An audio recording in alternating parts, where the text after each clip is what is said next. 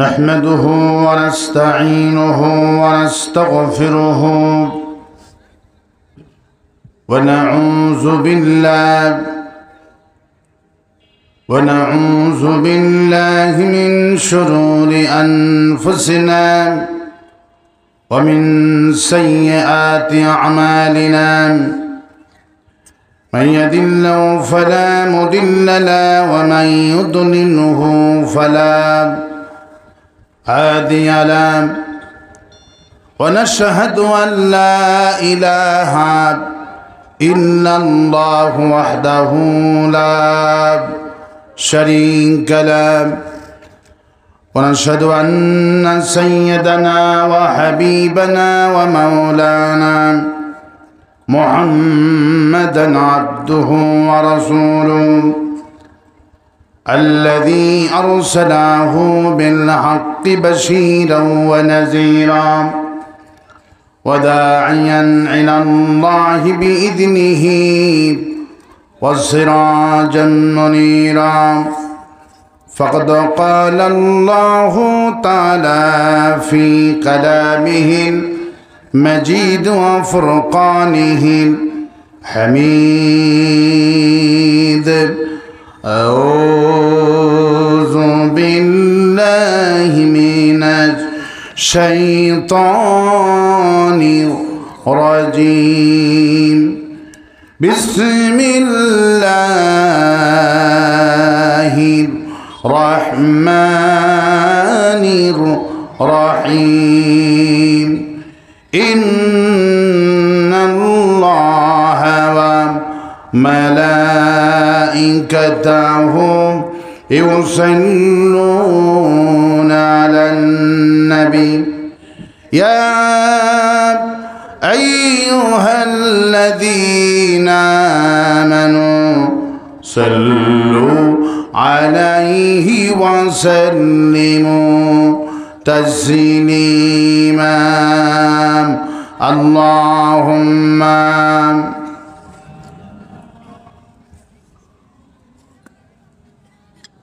সবচেয়ে কোন দরুদে ফজিলত বেশি?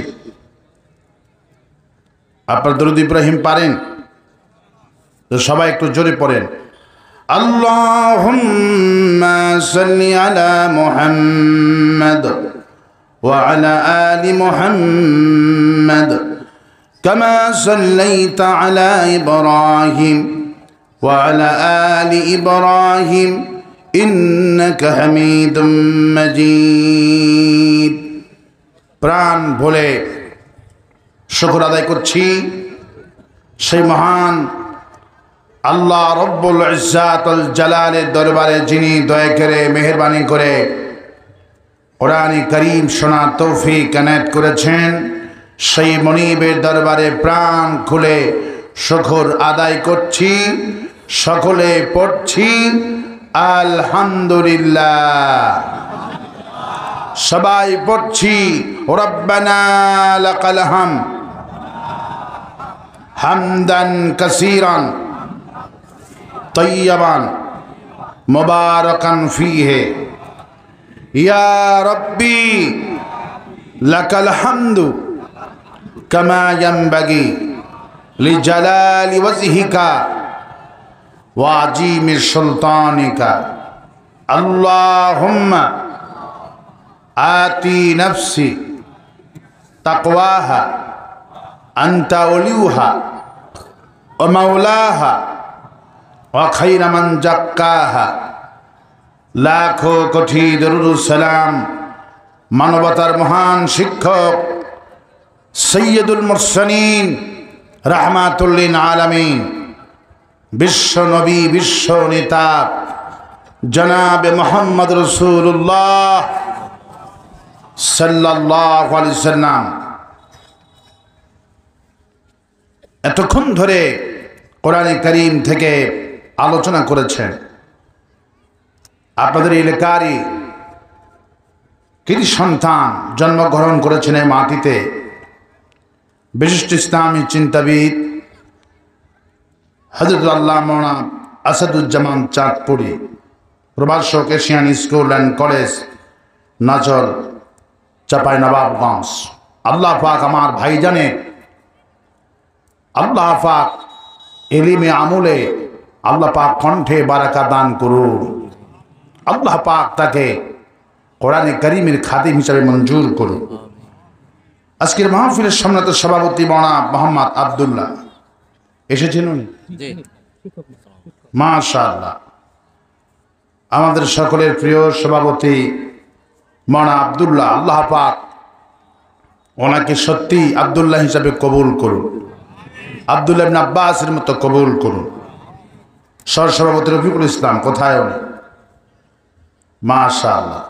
একটু মনটা খোলেন, এখন আওয়ামী লীগ বিদায় হয়েছে, এখন ঢাকার দরকার নেই, ঠিক কিনা বলে? এখন ওরাই ঢাকতেছে, ঠিক কিনা? মাওলানা ইমদাদুল হক ওনাকে আল্লাহ পাক কবুল করুন। আজকের প্রধান অতিথি, সম্মানিত অতিথি, বিশেষ অতিথি, যত অতিথির নাম পোস্টালে লেখা হয়েছে আল্লাহ পাক সমস্ত অতিথিকে কোরআনে কারীমের কর্মী হিসাবে কবুল করুন। কোরআনে কারীম শুনতে আসতে ফেরে আপনারা খুশি না বেজা? কারা কারা খুশি নয় হাত তুলে দেখান।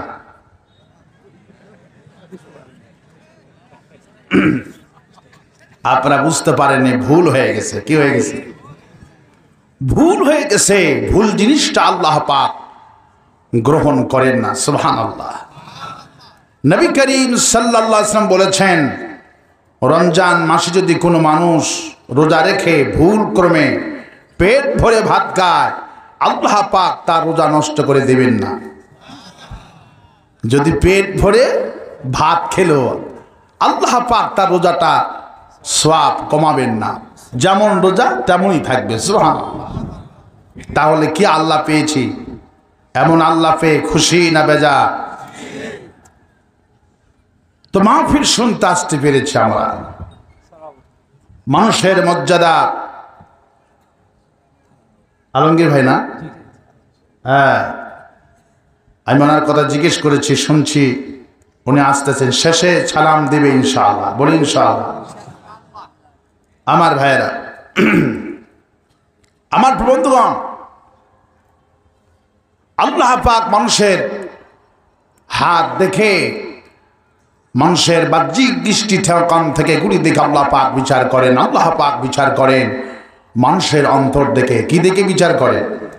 মানুষের মর্যাদা হয় টুপিদারি দিয়া, জুব্বা দিয়া, না অন্তর দিয়া?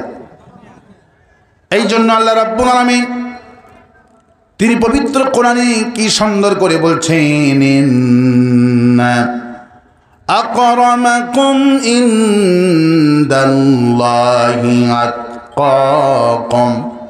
মানুষের মর্যাদা দাড়ি দিয়ে হয় না, টুপি দিয়া হয় না, জুব্বা দিয়ে হয় না। মানুষের মর্যাদা হয় কেবলমাত্র তাকওয়া দিয়া। সুবহানাল্লাহ। মানুষের মর্যাদা হয় তাকওয়া দিয়ে। সুতরাং দাড়ি টুপি থাকলেই ইমানদার ভাবার কোনো কায়দা নাই। যদি দাড়ি আর টুপি পাঞ্জাবি রাখলে ইমানদার হতো, রবীন্দ্রনাথ ঠাকুর তো 1 নম্বর ইমানদারের তালিকায় থাকতো, ঠিক কিনা? রবি ঠাকুরকে দেখে মনে হয় জামাত ইসলামের আমি 3 সিলা দিয়ে আইছে, ঠিক কিনা? অথচ বেটা মসজিদ, ঠিক কিনা? সুতরাং দাড়ি টুপি রাখলেই ইমানদার হওয়া যায় না। গত রমজান মাসে আমার এক বন্ধু তিনি বললেন যে আমি দুধ কেনার জন্য দুধ হাটিতে গেলাম, যে দেখি দুধের বাজার আগুন। 50 টাকার দুধ 80 টাকা লাগাইছে। আমি ঘুরতেছি, দেখি কম কোথাও পাওয়া যায় নাকি। যে এক মুরব্বী 1 বালতি দুধ নিয়ে হাজির, মাথায় টুপি, মুখে দাড়ি, সুন্দর চেহারা, গায়ে লম্বা জামা। জিজ্ঞেস করলাম, বাবাজি আপনার দুধের কেজি কত? উনি বলল, আমার দুধ নিতে গেলে 100 টাকা লাগবে, 1 টাকাও কম হবে না। বললাম, সবাই বিক্রি করছে 80 টাকা, আপনারটার বেশি কেন?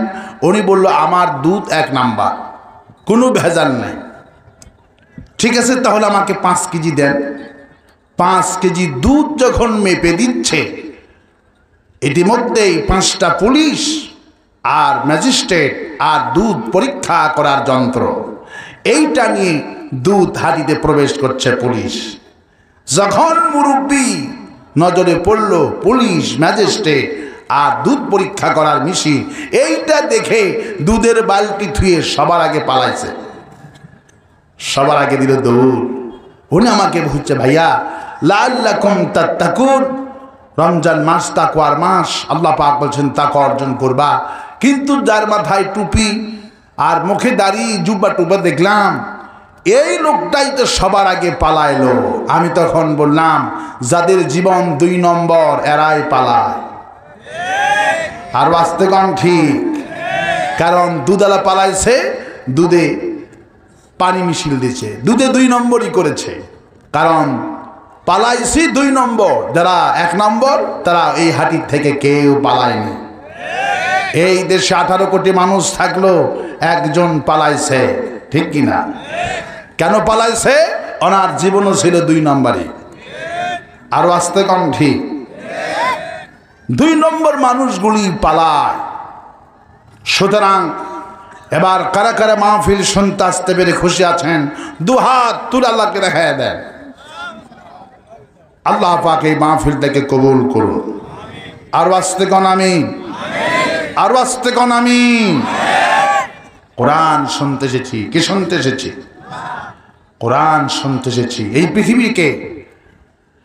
পৃথিবীকে অশান্তি, গোটা বিশ্বের আগুন জ্বলছে, সবাই মিছিল করছে, গোটা বিশ্ব শান্তি যাচ্ছে, গোটা দুনিয়া শান্তি, পিস, শান্তি চায়, শান্তি চায়। শান্তি পেতে হলে আল্লাহ পাক যে আইন দিয়েছেন, যে কিতাব দিয়েছেন, যে আমাদের কাছে যে কিতাবটুকু রয়েছে, সেই কিতাব মানতে হবে, নইলে আমাদের মরার ছাড়া কোনো আস্থা নাই। এই পৃথিবীকে শান্তি করতে পারে কেবলমাত্র শুধুমাত্র কোরআনে কারীম। মানুষের লাভ এবং লস কোথায়, আজকে সেই বিষয়ে আমি আপনাদের কাছে কথা বলবো, ইমানের উপরে কথা বলবো। আজকে আমি কোরআনে কারীমের ছোট্ট একটি সূরা, যে সূরাটুকুনের মধ্যে মানুষের লাভ ক্ষতি বিস্তারিত আল্লাহ পাক ব্যাখ্যা করে দিয়ে, ছোট্ট একটি সূরা, সূরা আল আসর। নবী করিম সাল্লাল্লাহু আলাইহি ওয়াসাল্লাম এই সূরাটুকুনি এতই পছন্দ করেছিলেন, যখন এই সূরা নাজিল হলেন, নবী করিম সাল্লাল্লাহু আলাইহি ওয়াসাল্লাম সাহাবীরা আসতি, হুজুর বলতেন, তোমার কাছে কি সূরা আল আসর মুখস্থ আছে? আমাকে শোনাও। হুজুর শুনতেন, হুজুর আবার সাহাবীদেরকে শোনাই দিতেন। সুবহানাল্লাহ। সেই সূরা আল আসর থেকে আমরা আজকে আলোচনা করব, মাত্র 3 আয়াত। আমার সাথে সবাই গলা ছেড়ে দিয়ে পড়েন, আউযু বিল্লাহি মিনাশ শাইতানির রাজিম, বিসমিল্লাহির রহমানির রহিম, ওয়াল আসরি ইন্নাল ইনসানা লাফি খুসর ইল্লাল্লাযীনা আমানু ওয়া আমিলুস সালিহাতি ওয়া তাওয়াসাউ বিল হাক্কি ওয়া তাওয়াসাউ বিস সাবর। এই সূরা যখন নাজিল হয়ে গেলেন, এমন কোন সাহাবী নাই যার এই সূরাটা মুখস্থ হলো না। মুখস্থিত হলোই সাহাবীরা একে অপরকে যখন দেখা করতেন, এই সূরা প্রথম তারা তেলাওয়াত করে শোনাতেন, আবার যখন বিদায় গ্রহণ করত তখন এই সূরা তেলাওয়াত করে ওই স্থান ত্যাগ করে দিতেন।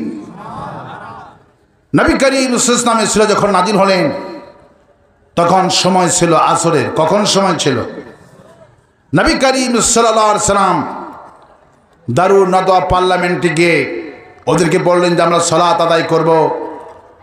আসরের সময় খুবই গুরুত্বপূর্ণ সময়, তোমরা গান বাজায়ো না, সংসদ অধিবেশন বন্ধ করো, ঢোল বন্ধ করো, তামাশা বন্ধ করো, বাজার বন্ধ করো।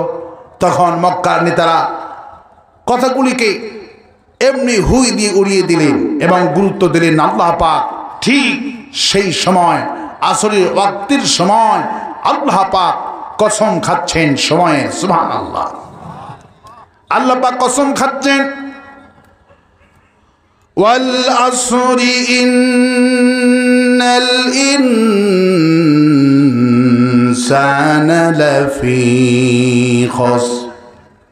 আলিফ এবং লামের আগে আল্লাহ রাব্বুল আলামিন একটি ওয়াও লাগিয়েছেন। এটি আরবি গ্রামার অনুযায়ী এটা হলো অয়ে কাসমিয়া, এটা হলো কসমের ওয়া। এটা কিসের ওয়া?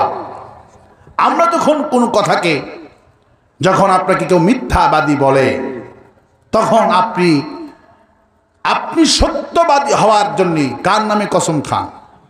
কথাটা দৃঢ় করার জন্য আপনি কার নামে কসম করেন?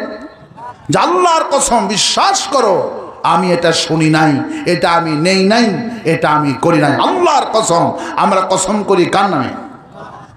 আর আল্লাহ পাক যখন কোনো জিনিসের গুরুত্ব দেন, আল্লাহ পাক কসম করবেন কিসের? যেহেতু তিনি মহান, তিনি রব, তিনি তো তার নামে কসম করতে পারেন না। এই তিনি কসম করছেন যেই জিনিসের গুরুত্ব বেশি, সেই সব জিনিস আল্লাহ পাক কসম করেছেন। আল্লাহ পাক বাতাসের কসম করেছেন, চাঁদের কসম করেছেন, সূর্যের কসম করেছেন, সাগরের কসম করেছেন, রূহের কসম করেছেন। এইরকম করে আল্লাহ পাক 21টি জায়গায় কসম করেছেন। আল্লাহ পাক পৃথিবীবাসীকে বুঝাচ্ছেন, আমি কসম করছি সময়ের। মানুষের মূলধনের নাম হলো সময়। মানুষের মূলধনের নাম কি? সময়।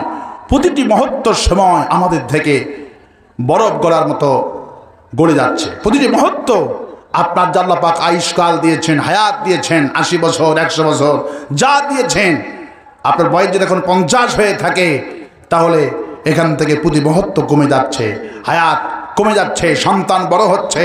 আপনি বলছেন আমার সন্তান বড় হচ্ছে, কিন্তু বড় হচ্ছে না সন্তানের হায়াতগুলো কমে যাচ্ছে?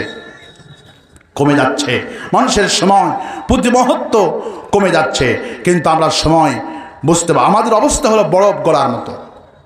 ইমাম রাজি রহমাতুল্লাহ আলাইহি খুব বড় আলিম ছিলেন সেই যুগের ইরাকের, এবং মসজিদে জন্মগ্রহণ করেছিলেন। ইমাম রাজি রহমাতুল্লাহ খুব বড় একজন আলিম। তার কথা এসেছেন যে তিনি সূরা আল আরশের তাফসীরটা বুঝতেছিলেন না। সময় এটা আবার কিসের? ওনার মাথার মধ্যে ঘুরপাক খাচ্ছিল। তখন তিনি একদিন বাজারে গেছেন বাজার করতে। তখন যে দেখেন বাজারের এক কোণায় একটা লোক দাঁড়ায় চিল্লায় চিল্লায় বলতেছেন, ওই ব্যক্তির প্রতি রহম করো যার পুঁজি গলে যায়, ওই ব্যক্তির প্রতি রহম করো যার পুঁজি গলে যায়। ইমাম রাজি রহমাতুল্লাহ আলাইহি চিন্তা ভাবনা করলেন, পুঁজি আবার গলে কেমনি? আশ্চর্য কথা। উনি চলে গেলেন, যে দেখে লোকটা রোদের মধ্যে দাঁড়িয়ে মঞ্চ বানায়া চিৎকার করে বলছেন, ওই ব্যক্তির প্রতি রহম করো যার পুঁজিটা গলে যাচ্ছে। জিজ্ঞেস করলো, ভাই পুঁজি আবার গলে কেমনে? তখন উনি বলল, ভাই আমি বরফের ব্যবসা করি, আমার টাকা পয়সাগুলি যত ছিল সব দিয়ে আমি বরফে টাকা ইনভেস্ট করেছি। আমার এই ঘরের মধ্যে বরফ আছে। আজকে তাপমাত্রা এত বৃদ্ধি হয়ে গেল, তাপের কারণে যত গরম হচ্ছে, তাপ হচ্ছে, বরফগুলি গলে গলে পানি হয়ে যাচ্ছে। পানি তো যেখানে সেখানে পাওয়া যায়, বরফ তো যেখানে সেখানে পাওয়া যায় না। এই হাটের মধ্যে কত মাছ ব্যবসায়ী মাছের ব্যবসা করে, যারা প্রতিদিন বরফ কিনতো, তাদের আজকে কি হলো?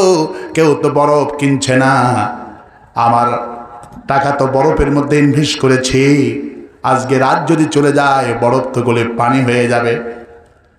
ইমাম রাজি রহমাতুল্লাহ চিৎকার মেরে বললেন, আমি সূরা আল আরশের তাফসীরটা বুঝতে পেরেছি। আল্লাহ পাক মানুষের জীবন মূলধন দিয়েছেন, তার নাম হলো হায়াত।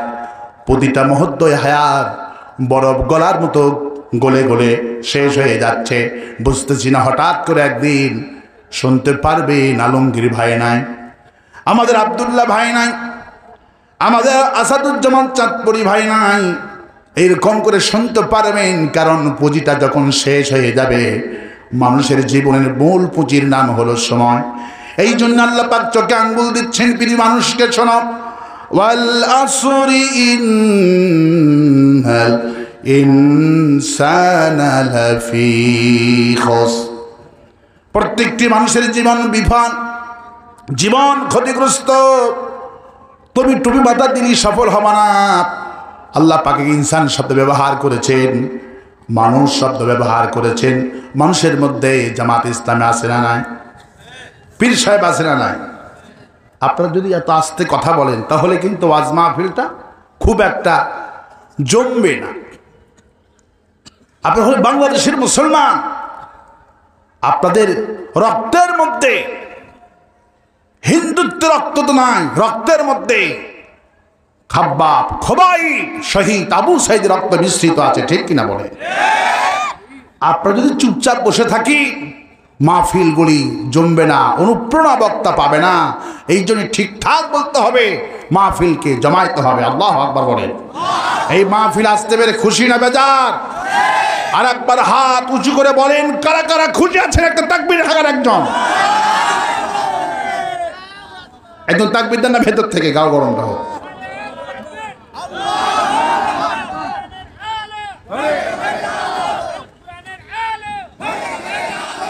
আল্লাহ পাক এই হাতকে কবুল করুন বলে আমিন।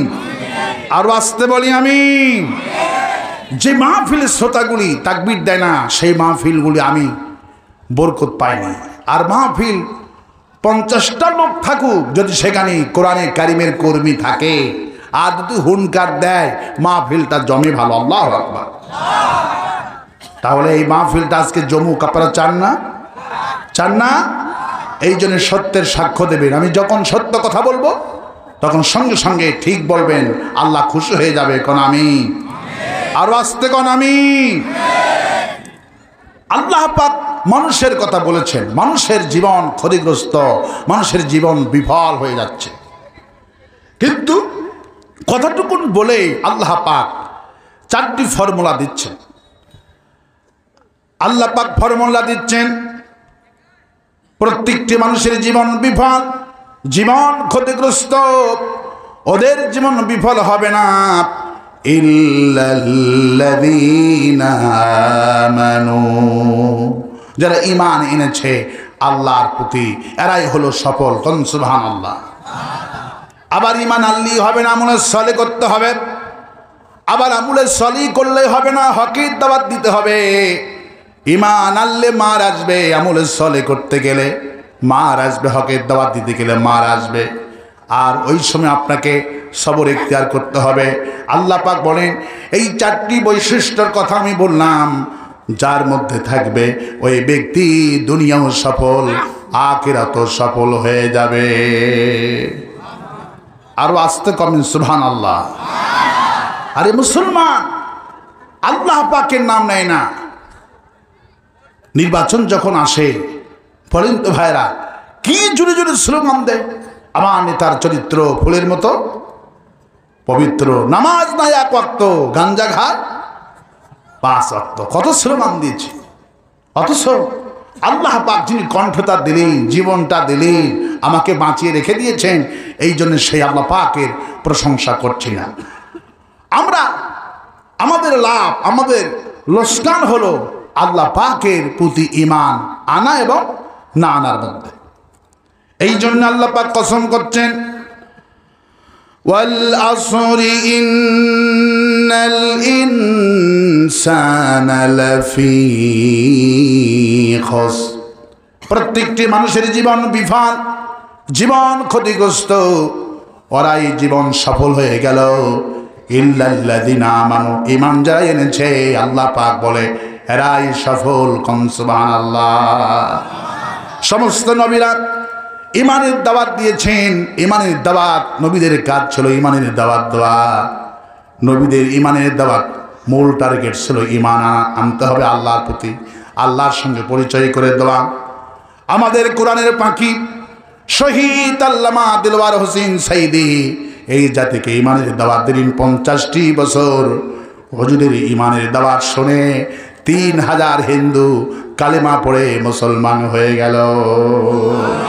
নবীজি বলছেন, মান কানা আখিরি কালামি লা ইলাহা ইল্লাল্লাহ, যার প্রথম কালেমা হবে লা ইলাহা ইল্লাল্লাহ, যার শেষ কালেমা হবে লা ইলাহা ইল্লাল্লাহ, দাখালাল জান্নাহ, এই ব্যক্তিকে আল্লাহ জান্নাতে প্রবেশ করায়া দিবে। আমার ভাইরা, সমস্ত নবীরা কালিমার দাওয়াত দিয়েছেন, ঈমানের দাওয়াত দিয়েছেন। যেহেতু ঈমান যারা আনে এরাই ক্ষতি থেকে বাঁচাই দেবে। সমস্ত নবীরা আল্লাহ পাকের ঈমানের দাওয়াত দিয়েছেন। সেই কথা আল্লাহ পাক বলছেন এইভাবে, ইয়া কওমি ইবুদুল্লাহ মা লাকুম মিন ইলাহিন গায়রু।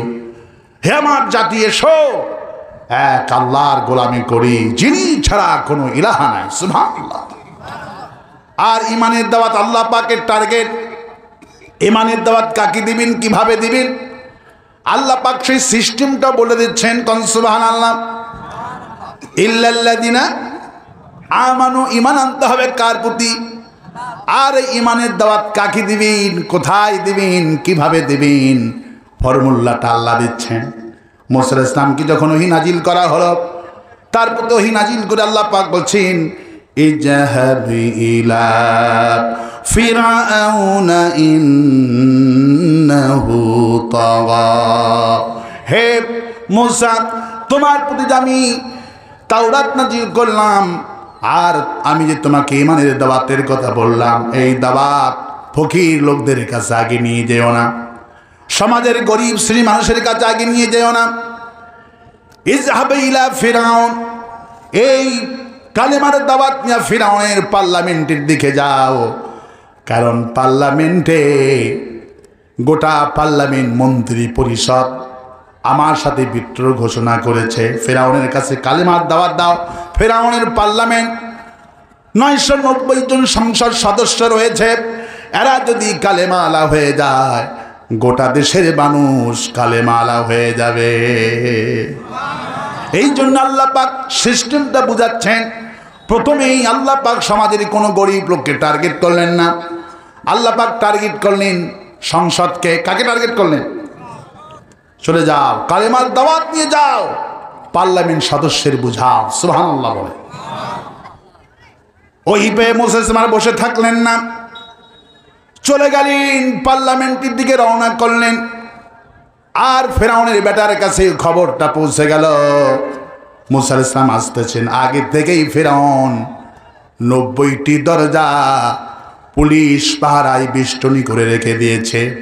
নিরাপত্তার পর নিরাপত্তা, কারণ ভয় আছে মুসার থেকে। আল্লাহু আকবার বলে। এই যে 90টি দরজা বানিয়েছিল, নিরাপত্তার চাদর দিয়ে ঢেকে দিয়েছিল। বলবো আরেকটু জমুক, আরেকটু জমুক। মনে থাকলে আমার ভাইয়েরা, আমার বন্ধুগণ, 90টি দরজা বেষ্টনী দিয়েছেন, পুলিশ পাহারা দিলেন। পুলিশদেরকে অর্ডার করা হলো মুসা যেন এখানে কোনোভাবেই প্রবেশ করতে না পারে। আর কেউ যদি দরজা খুলে দাও তাহলে ফাঁসি দিয়া মারব, তখন ভেবে নেব তুমি মুসার দল করো। আমার ভাইয়েরা, ইবনে কাসির বললেন 90টি দরজা মজুদ করা হলো, পুলিশ অতিরিক্ত পুলিশ মোতায়েন করা হলো, দরজাগুলি তালা মারা হলো। মুসা আলাইহিস সালাম মূল গেটে চলে আসলেন। আল্লাহ কয় মুসারে প্রবেশ কর। কয় আল্লাহ কিভাবে যাব? পুলিশ দিয়া সবগুলি বন্ধ করছে। আল্লাহ কয় মুসা ভয় পায় না। ওয়ামা তিলকা বিয়ামিনিকা ইয়া মুসা। মুসা তোমার হাতে কি লাঠি? দরজায় একটা বাড়ি মারো। মুসা আলাইহিস সালাম একটা বাড়ি মারলেন। একটা বাড়ির ধাক্কায় 90টি দরজা আল্লাহ খুলে দিয়ে দিলে। পুলিশগুলি ভয়ে থরথর করে কাঁপছেন।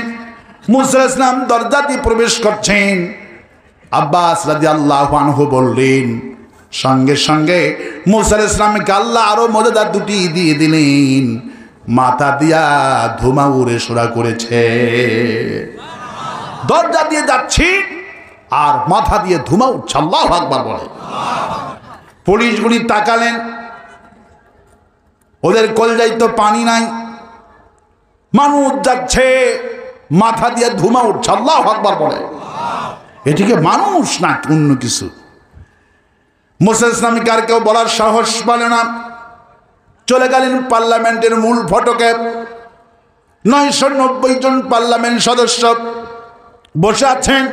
মুসা আলাইহিস সালাম কোনো কথা নাই, জোরে সরে একটা তাকবীর দিয়ে দিলেন, জিকির দিয়ে দিলেন, লা ইলাহা ইল্লাল্লাহু মুসা কালিমুল্লাহ, লা ইলাহা ইল্লাল্লাহু ইব্রাহিমু খলিলুল্লাহ, লা ইলাহা ইল্লাল্লাহু ঈসা রুহুল্লাহ, লা ইলাহা ইল্লাল্লাহু মুহাম্মাদুর রাসূল। একটু আওয়াজ বাড়াতে হবে, মুহাম্মাদুর রাসূলুল্লাহ। সমস্ত নবীরা এক আল্লাহর দাওয়াত দিয়েছেন। ফিরআউন বলছেন, মা আলিমতু লাকুম মিন ইলাহিন গায়রি, আমি তো জানি না আমি ছাড়া কোনো ইলাহ আছে। মুসা রে শোনো, আমি ছাড়া যদি আর কোনো ইলাহের দাওয়াত এই পার্লামেন্টে নিয়ে আসো, লা আজআলান্নাকা মিনাল মাসজুনিন। আর একবার যদি আমি ছাড়া কোনো ইলাহ আছে, আবার যদি পার্লামেন্টে দাওয়াতটা দাও, আমি তোমাকে জেলখানায় বন্দি করব। ফেরাউন তো চোখে দেখিনি, ফেরাউনের হুমকির কথা আল্লাহ পাক কোরআনে কারিমে কোট করে দিয়েছে, কিন্তু বাংলাদেশের ফেরাউনের খালাতো বোনটাকে নিজের চোখে দেখতে পারলাম। যেই কোরআনের পাখি, যার হাতে হাজার হাজার হিন্দু কালেমা পড়ে মুসলমান হলো, সেই কোরআনে কারিমের পাখিটাকে বিনা কারণে 13টা বছর ধরে জেলখানায় পচালো। কারণ ফিরআউন যেই হুমকি দিয়েছে, লা জাআলান্নাকা মিনাল মাসজুনিন, যদি কালেমার দাওয়াত নিয়ে আসো আমি তোমাকে জেলখানায় বন্দি করব। ফিরআউন যেইভাবে হুমকি দিয়েছে, ফিরআউনের উত্তরসূরিরা ওইভাবে হুমকি দেয় না দেয় না? দেয় না দেয় না? একইভাবে দিচ্ছে, একইভাবে দিচ্ছে। সাইদি সাহেবকে নিয়ে যেভাবে দিতেন, এখন সাইদি সাহেব দুনিয়া থেকে বিদায় হয়ে গেছে। এখন আমরা যারা আছি ময়দানে, আমাদের মাহফিলে নতুন নতুন ফিরআউনের জন্ম হচ্ছে, কিন্তু ওরা জানে না ফিরআউনের পতন হয়েছে যেইভাবে, ফিরআউনের উত্তরসূরিদের পতন হয়েছে যেইভাবে, ওদেরও পতন হবে সেইভাবে। আরো আস্তে কণ্ঠী, আরো আস্তে কণ্ঠী। আমার ভাইয়েরা, আল্লাহ পাক বলছেন, মুসা রে ভয় পেও না। ফিরআউন বলছে, আচ্ছা তুমি যদি নবী হও তাহলে তোমার কাছে প্রমাণ আছে? আল্লাহ পাক বলে, মুসা রে ভয় পেও না, ওয়ামা তিলকা বিয়ামিনিকা ইয়া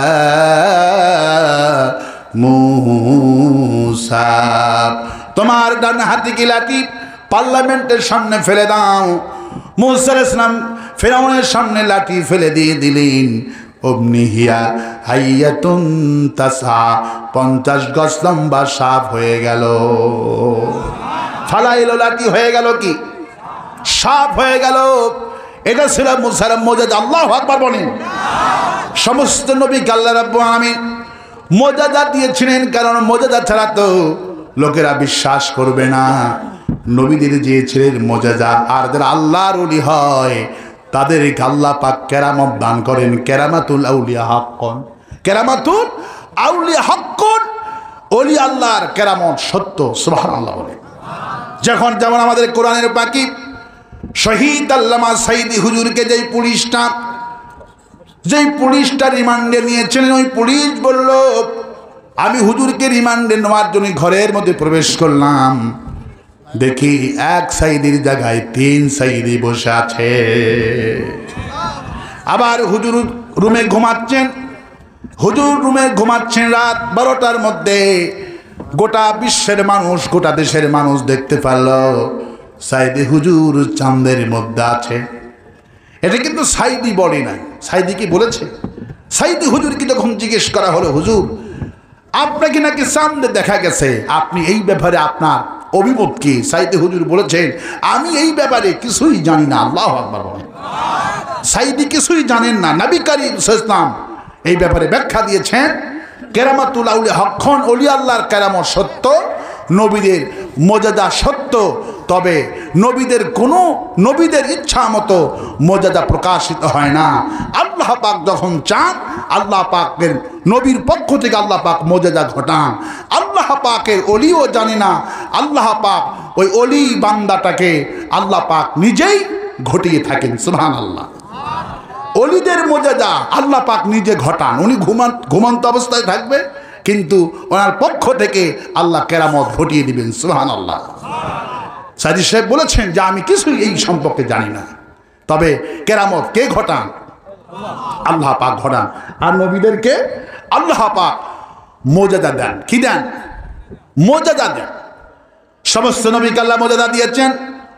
মূসা আলাইহিস সালামকে মর্যাদা দিয়েছেন, লাঠি ফালাইলে সাপ হয়ে যায়। আল্লাহু আকবার বলে। দাউদ নবীকে মর্যাদা দিলেন, অস্ত্র বানাবেন, লোহাটা চাপ দিতেন, সঙ্গে সঙ্গে অস্ত্র হয়ে যেত। সুলাইমান নবীর মর্যাদা ছিলেন, একটা তার সাথে একটা তক্তা থাকতো, তক্তা কাঠের একটা তক্তা থাকতো। সফর সঙ্গী যত থাকতো, 100 থাকুক আর 200 থাকুক সফর সঙ্গী নবীর সাথে, শুধু তক্তাটা মাটির উপর রাখতে, মানুষ যতটি আছে ইচ্ছা মতো মানুষ অনুযায়ী তক্তাটা প্রশস্ত হয়ে যেত। ইবনে আব্বাস রাদিয়াল্লাহু তাআলা বললেন, যেদিন উনি শেষ ভ্রমণটা করেন তক্তার উপরে, ওই দিনে লোকদের ভ্রমণ সংখ্যা ছিল 3.5 লক্ষ। আল্লাহু আকবার। 3.5 লক্ষ মানুষ ঈমান আনলেন। সবার দাবি হলো, আপনার তক্তা নাকি বিনা ইঞ্জিলে পাইলট ছাড়া আকাশে ঘোরে, আমাদেরকেও আকাশে ভ্রমণ করতে হবে। পাইলট বিহীন ইচ্ছা মতো যেখানে যেতে চায়। নবী সুলাইমানের এই তক্তা আকাশে মহাশূন্যে ঘুরে বেড়ায়। তক্তা ফালাইয়া দিলেন, তক্তা প্রশস্ত হয়ে গেল। 3.5 লক্ষ মানুষ তক্তার উপরে উঠে গেলেন। বিনা ইঞ্জিল ছাড়া তক্তাটা গোটা পৃথিবী ঘুরে আসলেন। রাসূলুল্লাহ বললেন, 1 মাসের রাস্তা এই তক্তাটা 1 ঘন্টায় চলে যেত। 1 মাসের দ্রুত বেগী ঘোড়া 1 মাসে যতটুকু যাবে, এই সুলাইমান সামের তক্তাটা বিনা ইঞ্জিলে 1 ঘন্টায় তাই যেত। আল্লাহু আকবার বলে। ইসলামিক আল্লাহ মর্যাদা দান করলেন। জন্ম অন্ধ যখন তার কাছে আসত, জন্ম অন্ধকে হাত বুলাইয়া দিতেন, উনি চক্ষুষ্মান হয়ে যেত। রসুলকে আল্লাহ পাক বলছেন, হাবিব আমি আপনাকে এত ভালোবাসি, সমস্ত নবীকে আমি মর্যাদা দিয়েছি, নবীও মারা গেছে, ওই মর্যাদা আর ব্যবহার যোগ্য হয় নাই। নবী মুহাম্মদ সাল্লাল্লাহু আলাইহি ওয়াসাল্লামকে আল্লাহ এত ভালোবাসলেন, হাবিবকে আল্লাহ বলে, হাবিব আমি আপনাকে এমন মর্যাদা দিব, আপনি মরে যাবেন, মর্যাদা শেষ হবে না।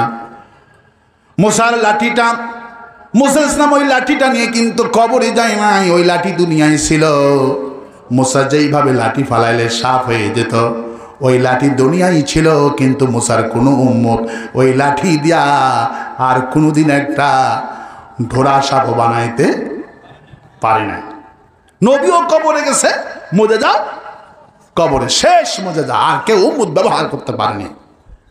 দাউদ নবী দুনিয়া থেকে বিদায় হয়ে গেলেন, কোন উম্মত লোহাটাকে চাপ দিয়ে আর অস্ত্র বানাইতে পারলেন না। আমার ভাইরা, নবী সুলাইমান ওই তক্তাটা নিয়ে কবরে যায় নাই, ওই তক্তাটা ছিল, কিন্তু ওই তক্তার উপরে 3.5 লক্ষ মানুষ তো দূরের কথা, একজন ব্যক্তি ওই তক্তার উপরে উঠে 1 হাত উপরে উঠতে পারে নাই,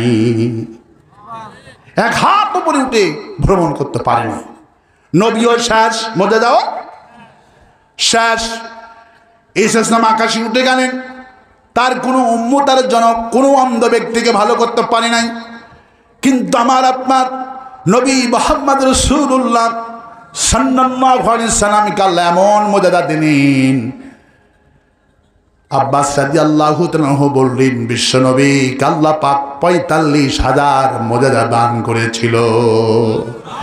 এর মধ্যে শ্রেষ্ঠ মর্যাদা হলো কোরআনে কারীম। রাসূলুল্লাহ প্রতি কোরআন যেমন নাজিল হয়েছে, রাসূল মারা গেছেন, ওই যে কোরআনটা যেইভাবে নাজিল হয়েছিল কিয়ামত পর্যন্ত এই কোরআন আজও টিকে আছে। আমরা ব্যবহার করতে পারতেছি, ফজিলত নিতে পারতেছি। কোরআন মানলে জান্নাতি হয়ে যাবে। সে আল্লাহ পাক কসম খাচ্ছেন। কি কসম খাচ্ছেন? ওয়াল আসরি ইন্নাল ইনসানা লাফি খুসর। প্রত্যেকটি মানুষের জীবন বিফল, জীবন ক্ষতিগ্রস্ত।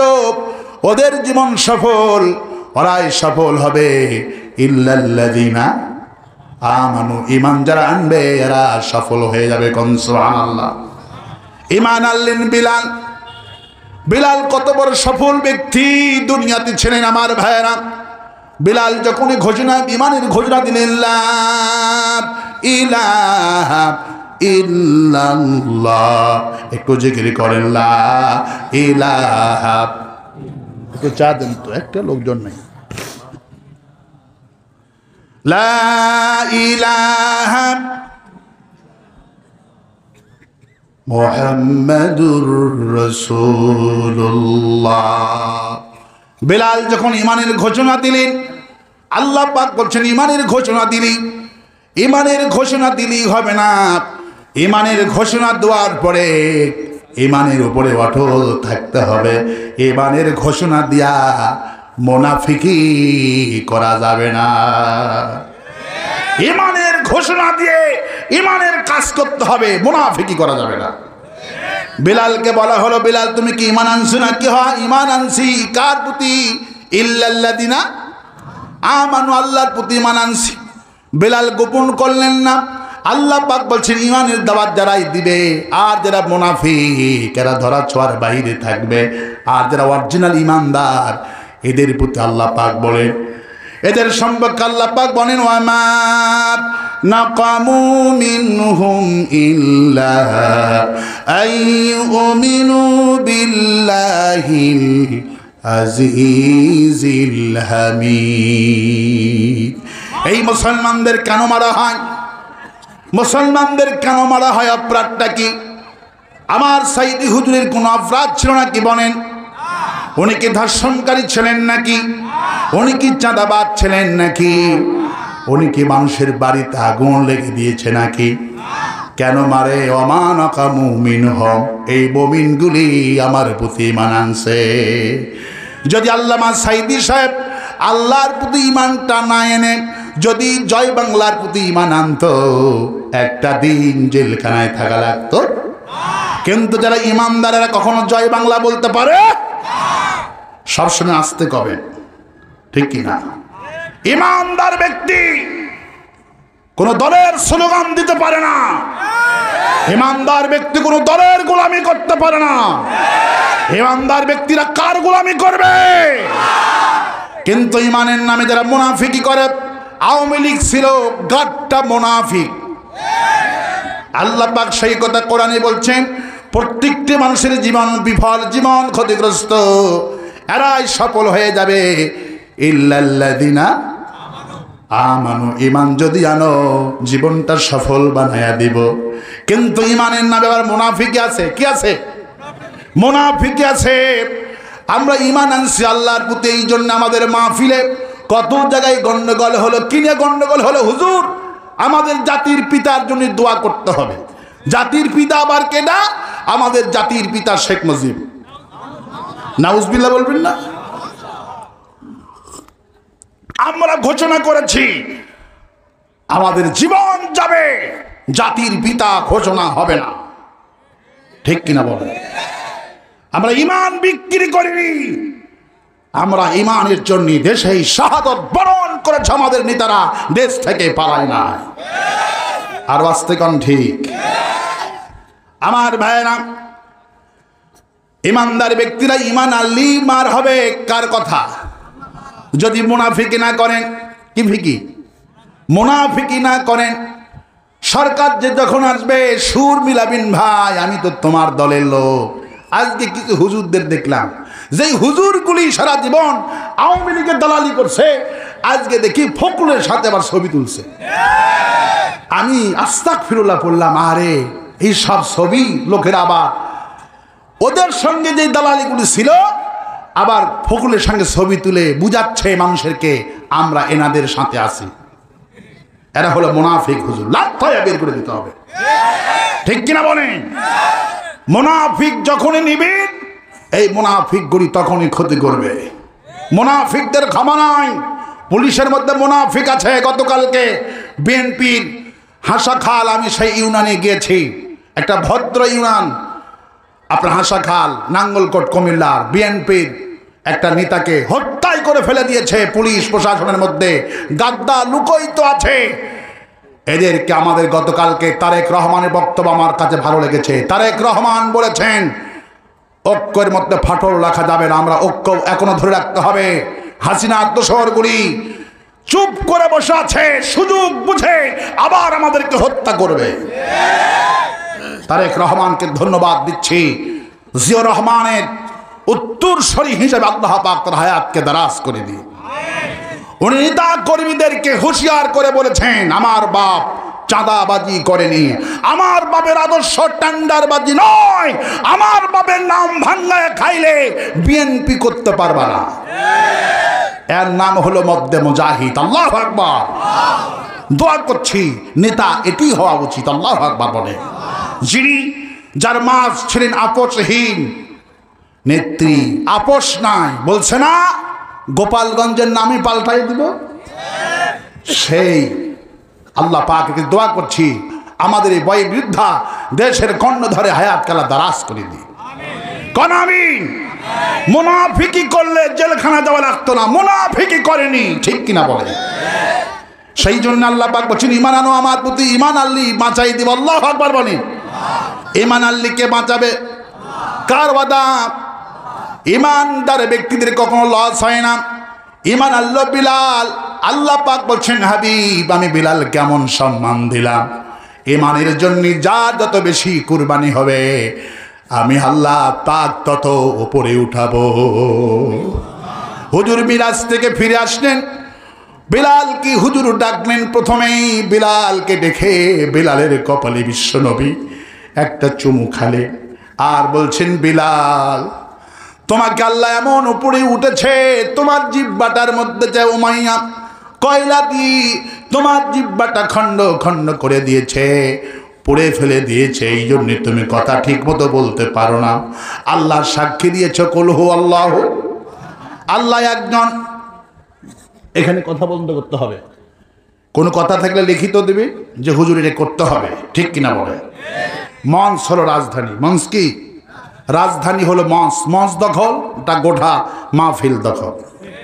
এখানে শেষ, ওখানে কেউ কি থাকবে? এখানে শুরু, ওখানেও শুরু, ঠিক কিনা? মঞ্চ কন্ট্রোল করতে হবে। কোনো কথা থাকলে আমাকে লিখিত দেবেন। আর এই মাহফিলটা প্রতি বছর হোক, আপনারা চান তো? কারা কারা চান কোরআনের মাহফিলটা হোক? হাত উঁচু করে আল্লাহরে দেখায় দেন। আল্লাহ হাতকে কবুল করুন বলে আমি খুশি হয়েছি যে এত সুন্দর আয়োজন একটা গ্রামের মধ্যে করেছেন। এই মাহফিল কমিটি আল্লাহ পাক প্রত্যেকটি সদস্যকে শহীদ আবু সাইদের উত্তরসূরি হিসাবে কবুল করুন। 2024 সাল ছিল জালেমদের পতনের সাল, আর 2025-26 সাল হবে কোরআন বিজয়ের সাল। আল্লাহু আকবার বলেন। সুতরাং এই মাহফিলের জন্য আমি আপনাদের কাছে সহযোগিতা চাচ্ছি। হালাল রিজিক থেকে সবাই দেন, প্রাণ খুলে দেন। আমি যতটুকু আঁচ করতে পারলাম যে আজকের মাহফিলের আলমগীর ভাই তো আগে এসেছেন, পরে যিনি এসেছেন ইনি মনে হয় বিএনপির হবে, ঠিক না? প্রধান অতিথি বিএনপির হবে, কারণ বুঝতে পেরেছি ভাবে বোঝা যায় যে নেতা, ঠিক কিনা বলে? আমরা বুঝতে তো পারি। তবে তাফসীর মাহফিলের মধ্যে আমি ওনাদেরকে কেন এইরকম বললাম না যে তাফসীরের মধ্যে কাউকে সম্মান করলে আল্লাহ অখুশি হয়ে যায়। আল্লাহর কথা বাদ দিয়ে অনেক বক্তা আছে, নেতা নেত্রী দেখে লাভ দিয়ে ওঠে, তাদেরকে আলিঙ্গন করে, এটা তাফসীর শান নয়। আল্লাহর কথা যেখানে হবে পৃথিবীর কারু কথা বড় হবে না, যত বড়ই হোক। সবচেয়ে বড় কে? আমি তার কথা বলতেছি, আমি তার গোলামি করব, কোনো নেতার কথা হবে না। যখন এখন আসবে এখন বলবো, ঠিক কিনা বলে? কিন্তু কোরআনের আয়াত আলোচনা হবে আর নেতা আসলেই বক্তারা বেয়াদবি করে, চরম বেয়াদবি। আয়াত তায়াত বাদ দিয়ে, অর্থ বাদ দিয়ে নেতাকে স্যালিউট করে, সম্মান করে। সম্মান তো করবই, কিন্তু সিস্টেমে করব, আল্লাহর খুশি মতো করব। কথা ঠিক আছে? কারণ আমরা ইমানদার। ইল্লাল্লাযিনা আমানু। আজকে আমি ইমানের কাহিনী শুধু শোনাবো, সুবহানাল্লাহ বলে। ইমানদার কারা আর মুনাফিকি কারা, আজকে এই ট্রেনিংটা আপনাদেরকে আমি দিব ইনশাআল্লাহ। তার আগে বেগম জিয়া রোগ মুক্তির জন্য আলহামদুলিল্লাহ দোয়া চেয়েছেন আপনার অ্যাডভোকেট সুলতানুল ইসলাম তারেক, বিশিষ্ট ব্যবসায়ী সমাজসেবক। আচ্ছা, এত কে ইনি? কে সুলতানুল? কোথায় উনি এসেছেন? ইনি আসছেন নাকি? অ্যাডভোকেট সাহেব এসেছেন এখানে? ও, পরশুদিন তো উনি আমার মাহফিলে ছিল, ফোন লাগান না ওনাকে। উনি আমাকে পরশুদিন 1 লক্ষ টাকা দিয়েছে আমার মাহফিলে। ইনি আমার মাহফিলে পরশুদিনে গোদাগাড়িতে 1 লক্ষ টাকা দিয়েছে। 50 দিতে চাইছিল, আমি আবার বললাম যে আপনি 1 দেন, তা আমার কথা মতো আবার 1 লাখ দিচ্ছে। আল্লাহু আকবার বলে। অনেকে ফোন লাগান যে হুজুর কথা বলতে চাইছে। এই পরশুদিনে গোদাগাড়ি ছিল, আল্লাহু আকবার বলে। বিশাল মাহফিল, 1 লক্ষ টাকা দিছে। আজকে এখানে যুবকদের এখানে ভোটও বেশি, আল্লাহু আকবার বলে। দেখতেছি সব তরুণ, আল্লাহু আকবার বলে। যার মাধ্যমে এসেছেন তাকে ফোন লাগান, আমি কথা বলতে বলতে ওনাকে আমি কথা শোনাবো, আলহামদুলিল্লাহ বলে। যে বলবেন যে পরশুদিন যে গোলাম আজম বক্তা ছিলেন, উনি আমার বক্তব্য A to Z শুনে মোনাজাত করে একসাথে গেছে, আল্লাহু আকবার। আমার নাম আমি নিজে সেভ করে দিয়েছি ওনার মোবাইলে, আল্লাহু আকবার বলে। উনি আমার বক্তব্য শুনে পাগল হয়ে গেছিল। আমার ভাইয়েরা, তো আমি আজকে আমাদের প্রিয় ভাই অ্যাডভোকেট সুলতানুল ইসলাম তারেক অত্যন্ত ভালো ভদ্র মানুষ, আমি তাকে দেখে ভালো লেগেছে, মানুষ হিসাবে অত্যন্ত ভালো লেগেছে। বিনয়ী দেখেছে, অনেক বিনয়ী, এত বিনয়ী করে কথা বললেন, আমাকে ভালো লেগেছে ম্যান হিসাবে। আল্লাহ পাক তাকেও কোরআনের জন্য কবুল করুন। আরো আসতে কোন আমি, আরো আসতে কোন আমি। তো রুমাল ভেতরে যাবে, রুমালের সঙ্গে যাবেন। আর আজকের প্রধান অতিথি মিজানুর রহমান মিজান ভাই, সাবেক মেয়র, তানোর পৌরসভা, রাজশাহী জেলা বিএনপি সদস্য। আল্লাহ পাক আমাদের মিজানুর রহমান, আল্লাহ পাক আজহারির মতো কবুল করুন। কোন আমি? ও উনি, আলহামদুলিল্লাহ। আচ্ছা আচ্ছা, আপনি কোনায় বসে রয়েছেন, অহংকার মুক্ত মানুষ। যাক, আপনার নাম কি? মুজিবুর রহমান। ও আচ্ছা, প্রফেসর মোহাম্মদ সব স্যার আজকে এসেছে, আল্লাহ আমাদের স্যারের হায়াতকে দারাজ করে দিন। সভাপতি 5 নম্বর ইউপি বিএনপি। আমি খুশি হয়ে ঘুরে গেলাম যে অহংকার মুক্ত মানুষ তানোরে আছে, চুপ করে বসে রয়েছেন। আল্লাহ পাক আমাদের মিজানুর রহমান আজহারির মতোকে আজকের এই মিজানুর রহমান মিজান ভাইকে কবুল করুন। কোন আমিন? আর আসতে কোন আমিন। মা বোনদের মধ্যেও যাবে আর রুমাল নিয়ে ঢুকবে। মায়েরা, আপনাদের দান পৃথিবীর ইতিহাসে শ্রেষ্ঠ দান, শ্রেষ্ঠ দান। তবে আমি মিজান ভাইকে বলবো এবং সাদকে বলবো, আলমগীর ভাইকে বলবো যে আমি তো লম্বা চড়া বক্তব্যের হুজুর নই। তাফসীর মাহফিলের সিস্টেম হলো রাত আমি 11টার মধ্যে শেষ করব, আধা ঘন্টার মধ্যেই আপনাদেরকে দিয়ে শেষ মোনাজাতটা হবে ইনশাআল্লাহ। সবাই দ্রুত বেগে, কেউ মাহরুম করবেন না এই বিশাল মাহফিল। আজকের আপনাদের দান এদের মাহফিল আগামী বছরে করার অনুপ্রেরণা যোগাবে, ঠিক কিনা বলেন? আপনাদের এই দানটা আগামী বছরের অনুপ্রেরণা যোগাবে। আপনাদের দান যদি ভালো হয়, সবাই যদি হাত বাড়ান, এই মাহফিল কমিটিগুলি উৎসাহ পাবে, ঠিক কিনা বলেন? একটু জিকির করেন লা ইলাহা। জামাতের আপনার ইউনিয়ন যুব বিভাগের সভাপতি হাসিবুল ইসলাম। হাসিবুল জামাতের ইউনিয়ন যুব বিভাগের সভাপতি 3000 টাকা দিয়েছে, আল্লাহ কবুল করুন। আর আসতে কোন আমিন, আর আসতে কোন আমিন। আলহামদুলিল্লাহ, আজকের সময় মতো সব নেতারা এসেছেন। দেখি আমার ভাইয়েরা কতটুকু 2 মিনিট সময় দেন, বেশি নয়। আলোচনার মধ্যে এগুলি বলাই আসলে বিপদ, এগুলিও বিশেষ বক্তা করতে হয়, কিন্তু ওনার সমিতি আসলে লোকজন কম ছিল আর সময়ও হয়নি। তো আমি আলোচনার মধ্যে এগুলি বললে আলোচনার লাইনচ্যুত হয়ে যায়, মানুষের মনোযোগ নষ্ট হয়ে যায়। কিন্তু মাহফিল কমিটির যে আশা, তাদের লাগবেই টাকা পয়সা। আলোচনার মধ্যে এগুলি দিয়ে মাহফিলের শানটা নষ্ট হয়ে যায়। এগুলি মাহফিল কমিটিকে বুঝতে হবে। টাকা কালেকশন অন্যভাবে করবেন, মহিলার মধ্যে যান, কিন্তু আলোচনার মধ্যে এগুলি করলে মাহফিলের শান শৌকত যা আছে সব নষ্ট হয়ে যায়।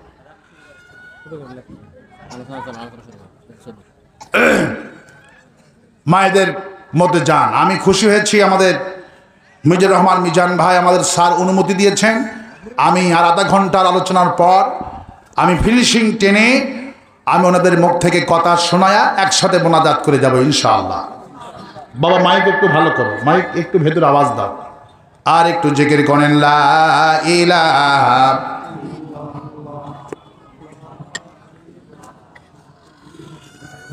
লা ইলাহা ইল্লাল্লাহু মুহাম্মাদুর রাসূলুল্লাহ। আল্লাহ পাকের ওয়াদা, আল্লাহ রাব্বুল আলামিন কসম খাচ্ছেন, তাহলে বুঝে নেই কসমটা গুরুত্ব কম না বেশি। আল্লাহ পাক কসম খাচ্ছেন, কি কসম খাচ্ছেন? ওয়াল আসরি ইন্নাল ইনসানা লাফি খুসর ইল্লাল্লাযীনা আমানু। প্রত্যেকটি মানুষের জীবন বিফল, জীবন ক্ষতিগ্রস্ত, ওদের জীবন সফল। ইল্লাল্লাযীনা আমানু, ঈমান যারা আনে এরাই সফল ব্যক্তি হয়ে যায়। সুবহানাল্লাহ। ঈমান আনলেন বিলাল, বিলালের জীবনটা কেমন সফল হয়ে গেল।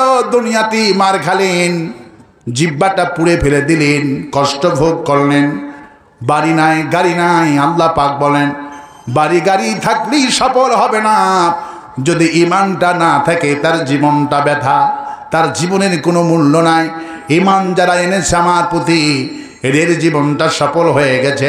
রাসূল কারীম সাল্লাল্লাহু আলাইহি ওয়াসাল্লাম বিলালকে চুমু খেয়ে বিলালকে বলল, বিলাল তুমি যে আল্লাহর প্রতি ঈমান আনার কারণে তুমি যে নির্যাতন সহ্য করেছ, তোমার জিহ্বা পর্যন্ত পুড়ে ফেলে দিয়েছে কাফের গুলি। আল্লাহ পাক এত খুশি হয়েছেন, জিবরাইল আমিন আমাকে ছেড়ে চলে গেল, সিদরাতুল মুনতাহা থেকে রব চলে আসলো। আমি মহাশূন্যে রওনা করলাম, একা একা আমাকে ভয় লেগে গেল। ওই মহাশূন্যার সাজিমের ভিতরে আমার কাছে মনে হলো তুমি আমার পেছনে পেছনে হাঁটতেছ। ঈমান আনলেন সুমাইয়া, ঘোষণা করলেন লা ইলাহা ইল্লাল্লাহ। আল্লাহর প্রতি ঈমানই যখন ঘোষণা করলেন, মার শুরু হয়ে গেলেন। আল্লাহ পাক অন্যত্রে বলেন ইয়া হাসরাতান আলাল ইবাদ মা ইয়াতিহিম মির রাসূলিন ইল্লা কানু বিহি ইস্তাহজিউন। আফসোস, এমন কোন সমাজের লোক পেলাম না, এমন কোন নবীকে পেলাম না সেই সমাজের লোকেরা সম্মান করলো, এমন কোন রসুল পেলাম না সমাজের লোকেরা সম্মান করলো। প্রত্যেকটি নবীকে তারা কওমের লোকেরা টিটকারি করেছেন, মারধর করেছেন, আযাব দিয়েছেন, তাদেরকে মিথ্যাবাদী বলেছেন। সেই যুগে নবীদেরকে মিথ্যাবাদী বলা হতো, আর আমাদেরকে এই যুগে বলা হয় রাজাকার। কি বলা হয়? বয়স যদি 20 বছর হয়, বয়স যদি 25 বছর হয়, আপনি হবেন রাজাকার। আর বয়স যদি 40 বছর হয়, আপনি হবেন মুক্তিযোদ্ধার কমান্ডার। আর আসতে কম ঠিক।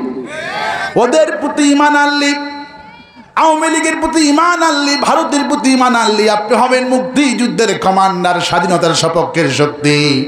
আর আল্লাহর প্রতি যারা ঈমান আনে এরাই হবে রাজাকার। কারণ নবীদেরকে বলা হয়েছে মিথ্যাবাদী, কাজ্জাব, মাজনুন, পাগল বলা হয়েছে। নবীদেরকে মিথ্যাবাদী, পাগল যেইভাবে বলেছে সেই যুগের নেতারা, আর আমাদের নেতাগুলিকে আমাদেরকে একইভাবে গালিগালাজ করা হয়। আল্লাহ পাক বলছেন, ঈমান যদি আনো আর যদি হকের দাওয়াত দাও, তোমার প্রতি মার আসবে, আর এই মার যখন আসবে সবর এখতিয়ার করবা, আমি তোমার প্রতি খুশি হইয়া জান্নাত দিয়া দিব। ঈমান যারা আনি তাদের কোনো লস নেই, আল্লাহ পাক সেটি বুঝাচ্ছেন। ঈমান আনলেন সুমাইয়া, আবু জাহেল চলে গেলি, সুমাইয়া ঈমান আনা যাবে না। শুনেছি তুমি নাকি মহিলা কর্মী বৃদ্ধি করছো, তুমি তো গরিব মানুষ, বাড়ি নাই, রাষ্ট্রীয়ভাবে বাড়ি একটা করে দিব, তোমার স্বামীর চাকরি না চাকরি দিয়ে দিব। সুমাইয়া বললেন, আবু জাহেলের সন ঈমান আনছি, এক চুল পরিমাণ আমাকে সরাইতে পারবে না। আবু জাহেল সহ্য করতে পারলেন না, তর্ক শুরু করে দিলেন। সুমাইয়ার বয়স ছিল 92 বছর বয়স, বৃদ্ধা নারী, ঈমানের বলিয়ান হয়ে তর্ক করছেন। আবু জাহেল, আমাকে কিছুতে তোর দলের কর্মী বানাইতে পারবে না।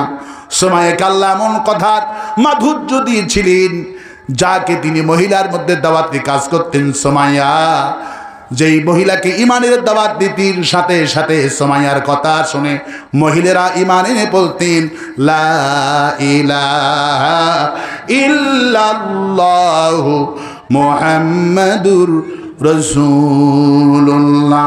সব কর্মীকে জালিমগুলি টার্গেট করে না, যার কথায় দ্বারা মানুষেরা ঈমানে উদ্বুদ্ধ হয়। হাজার হাজার বক্তা আমার দেশে আছে, সব বক্তাকে টার্গেট করেনি, টার্গেট করেছে শহীদ আল্লামা সাঈদীকে।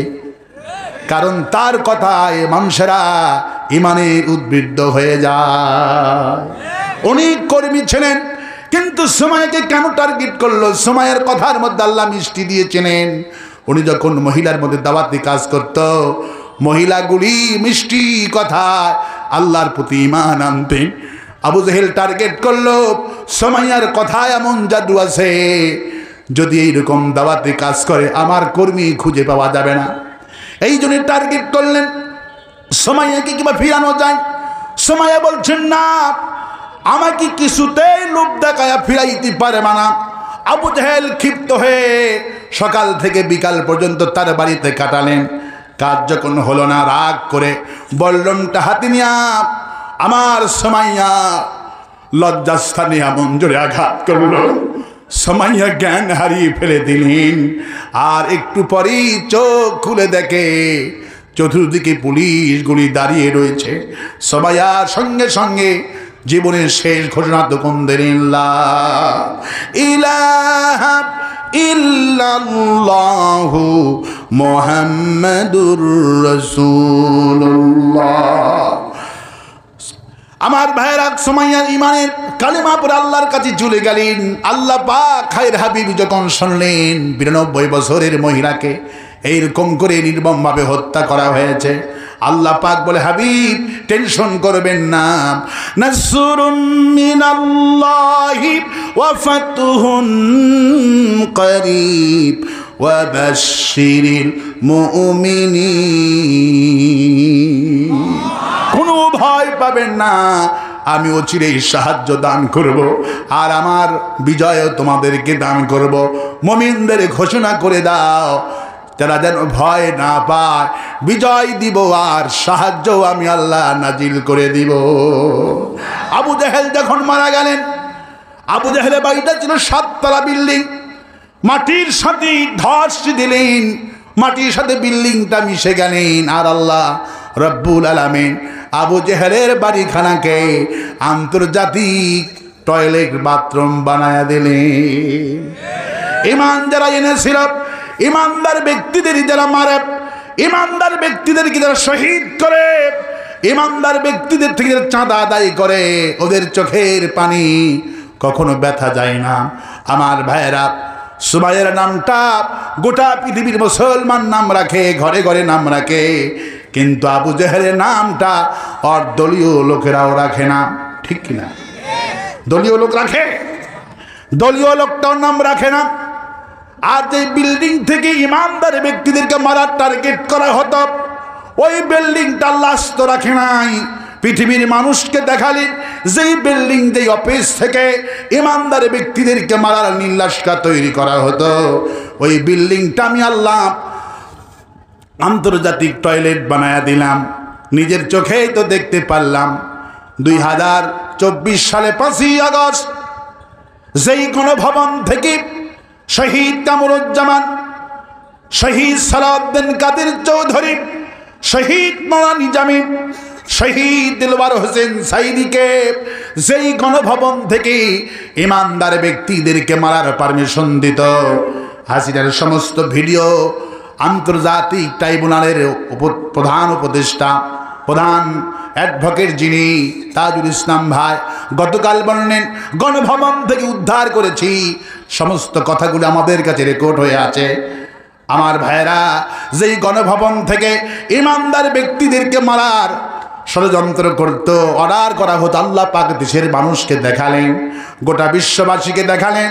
আবু জেহেল যেই ভবন থেকে মুসলমান ইমানদার ব্যক্তিদেরকে মারার কারণে আবু জেহেলের বাড়িটা আমি বাথরুম বানাচ্ছি, হাসিনার গণভবনটা আমি আল্লাহ এমন ধস করে দিলাম, এখন সেই গণভবনের ভিতরে কুকুরে পেশাব করে। এখন গণভবন গাঁজা খুরদের দখলে, ঠিক কিনা বলে? কারণ অপরাধ কি?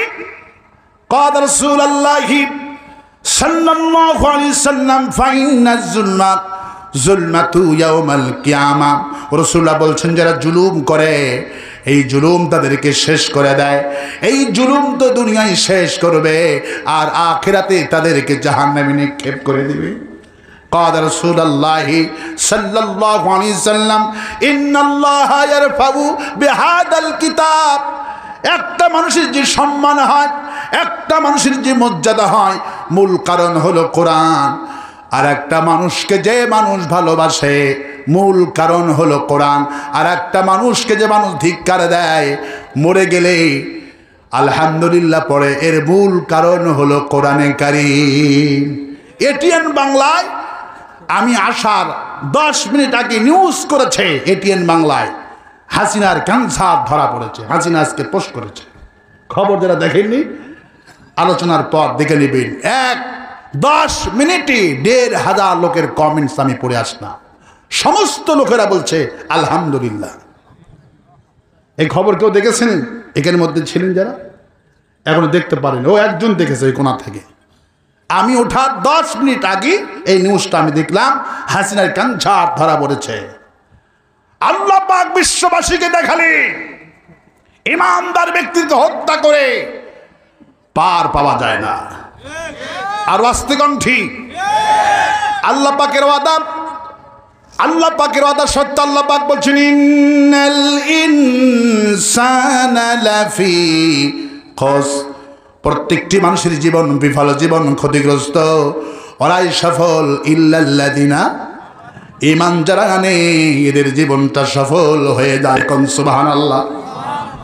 ঈমান আল্লাহ। আফগানিস্তানে মুজাহিদেরা 20টা বছর ধরে আমেরিকা আফগানিস্তান জ্বালিয়ে পুরো ভস্ম করে দিল। গোটা পৃথিবী ইমানদারদেরকে মেরে আগুন জ্বালিয়ে দিল।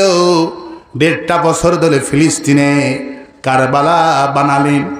গত বছরে একজন ধনাঢ্য ব্যক্তি, যারা 10টা বাড়ি ছিল, ঈদের দিনে সারাটা দিন একটু পোলা কোরমা তো দূরের কথা, সেমাই তো দূরের কথা, খাবার নাই। সন্তানদের জন্য একজন ধনাঢ্য বাবা রাস্তার থেকে 2 গুলা ঘাস নিয়ে চিনি দিয়া জুস বানায়া সন্তানদের বুকের মধ্যে নিয়ে বলছে, বাবা সারাটা দিন ঘুরেছি, খাবারের খোঁজে কিছু খাবার পাই নাই, আমি সামান্য জুস নিয়ে এসেছি, খাও, প্রাণী বাঁচো, বিচারটুকুন আল্লাহর কাছে দাও।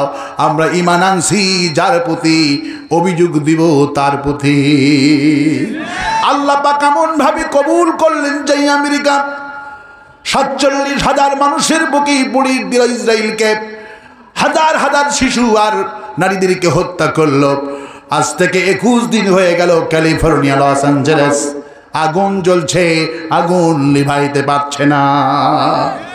আজকে খবর শুনে আসলাম, টাটকা খবর, ডোনাল্ড ট্রাম্পকে আজকে সকালবেলায় ক্যালিফোর্নিয়াতে 2 লক্ষ মানুষকে বাড়ি ছেড়ে যেতে বলা হয়েছে।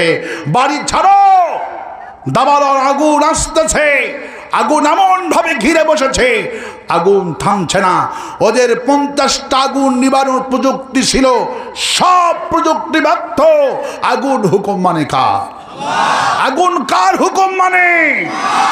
আল্লাহ বলছেন, ঈমান যদি আনো।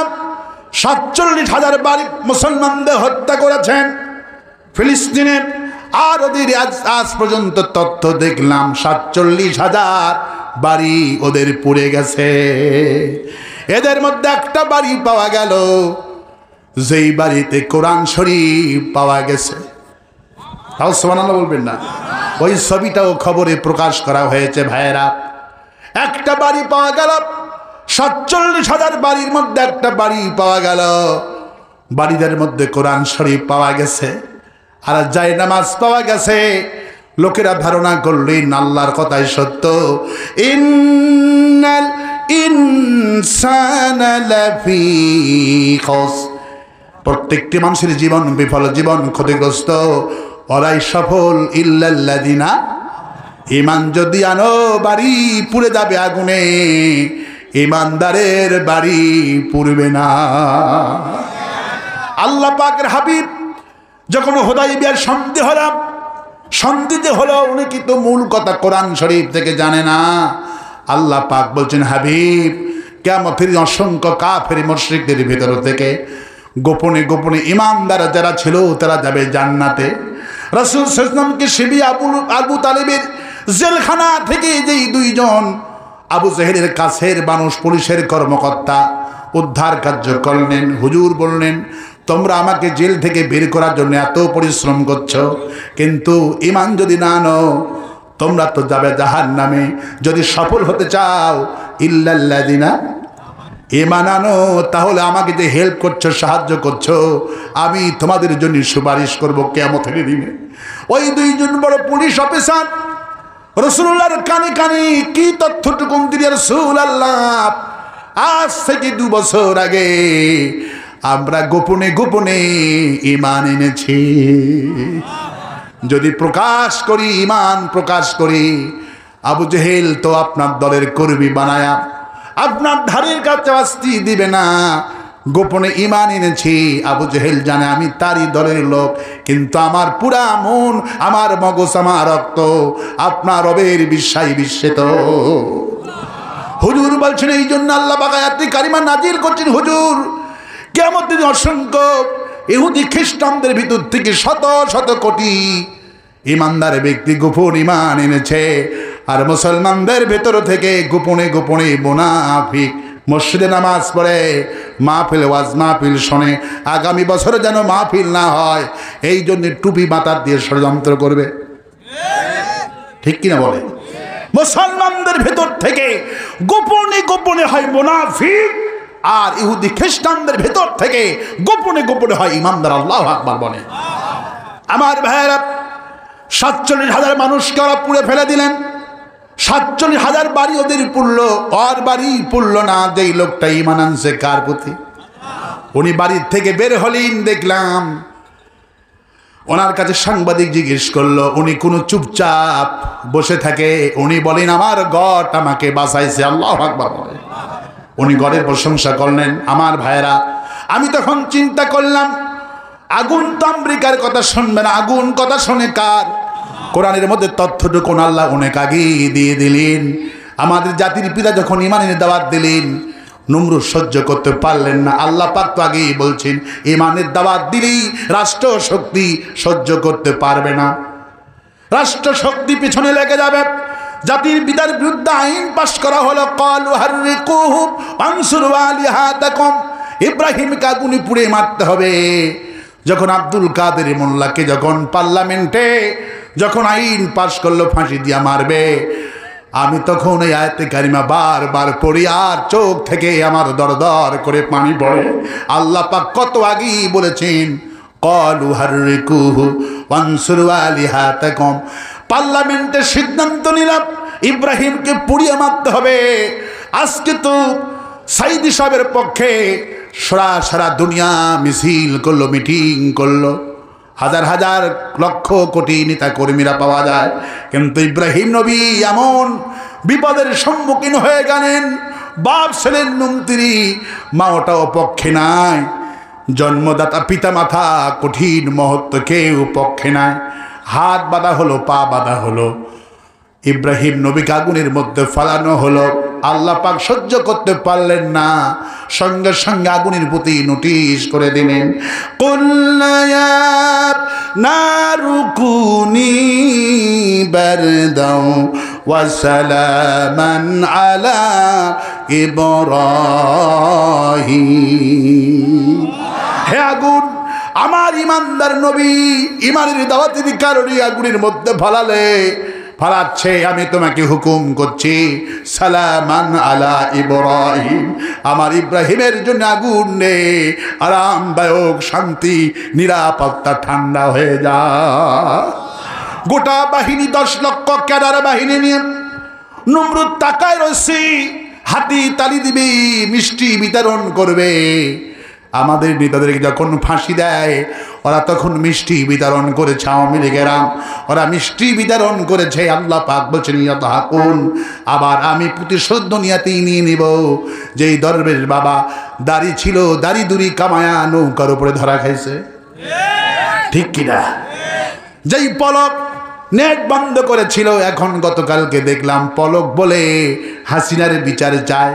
আল্লাহ পাক বলছেন এই দুনিয়ার বিপদে পড়লেই নেতাকে দোষারোপ করবে, কিয়ামতের দিন কর্মীরা নেতাদের দোষারোপ করবে। আমার ভাইয়েরা, এটি হলো দুনিয়া, আখিরাতকে আমরা ভয় করি। আমার বন্ধুগণ, আমার ভাইয়েরা, ইব্রাহিম আলাইহিস সালামের হাত তালি দিবে তারা কত আয়োজন করলেন, কিছুই হলো না, আগুনটা ফুলের বাগান হয়ে গেল। নমরুদকে আগুনে তোর হলোটা কি, কেন পুরাইতে পারলে না? আগুনের জবান খুলে বলে, নমরুদ আমার ক্ষমতা আছে কিনা, আমার মধ্যে আয়। আব্বাস রাদিয়াল্লাহু আনহু একটা নতুন তথ্য দিয়েছেন, আমি জীবনে এই তথ্যটুকুন পাই না, ইবনে কাসির পরে সেদিন এই তথ্যটুকুন পেয়ে গেলাম। আমার ভাইয়েরা, আব্বাস রাদিয়াল্লাহু আনহু বললেন, আব্দুল্লাহ ইবনে আব্বাস বললেন, আল্লাহ পাক আগুন করার করলে আগুন নেন। আমার জাতির পিতা কষ্ট পেতেছে, হাত বাঁধা, পা বাঁধা। আমার জাতির পিতা, আমি তোকে যে গোপন ক্ষমতা দিয়েছি, মানুষ চোখে পোড়ানো দেখতে পারে, আবার আগুন আল্লাহ গোপন ক্ষমতা দিয়েছে, আগুন পোড়াবে, চোখে দেখতে পারবেন না। আল্লাহু আকবার। আল্লাহ পাক বলছেন আগুন নে, আমার জাতির পিতাকে গোপনীয় ভাবে হাতের বাঁধন পুড়ে দে, পায়ের বাঁধন পুড়ে দে, একটা লম যেন গায়ের না পড়ে।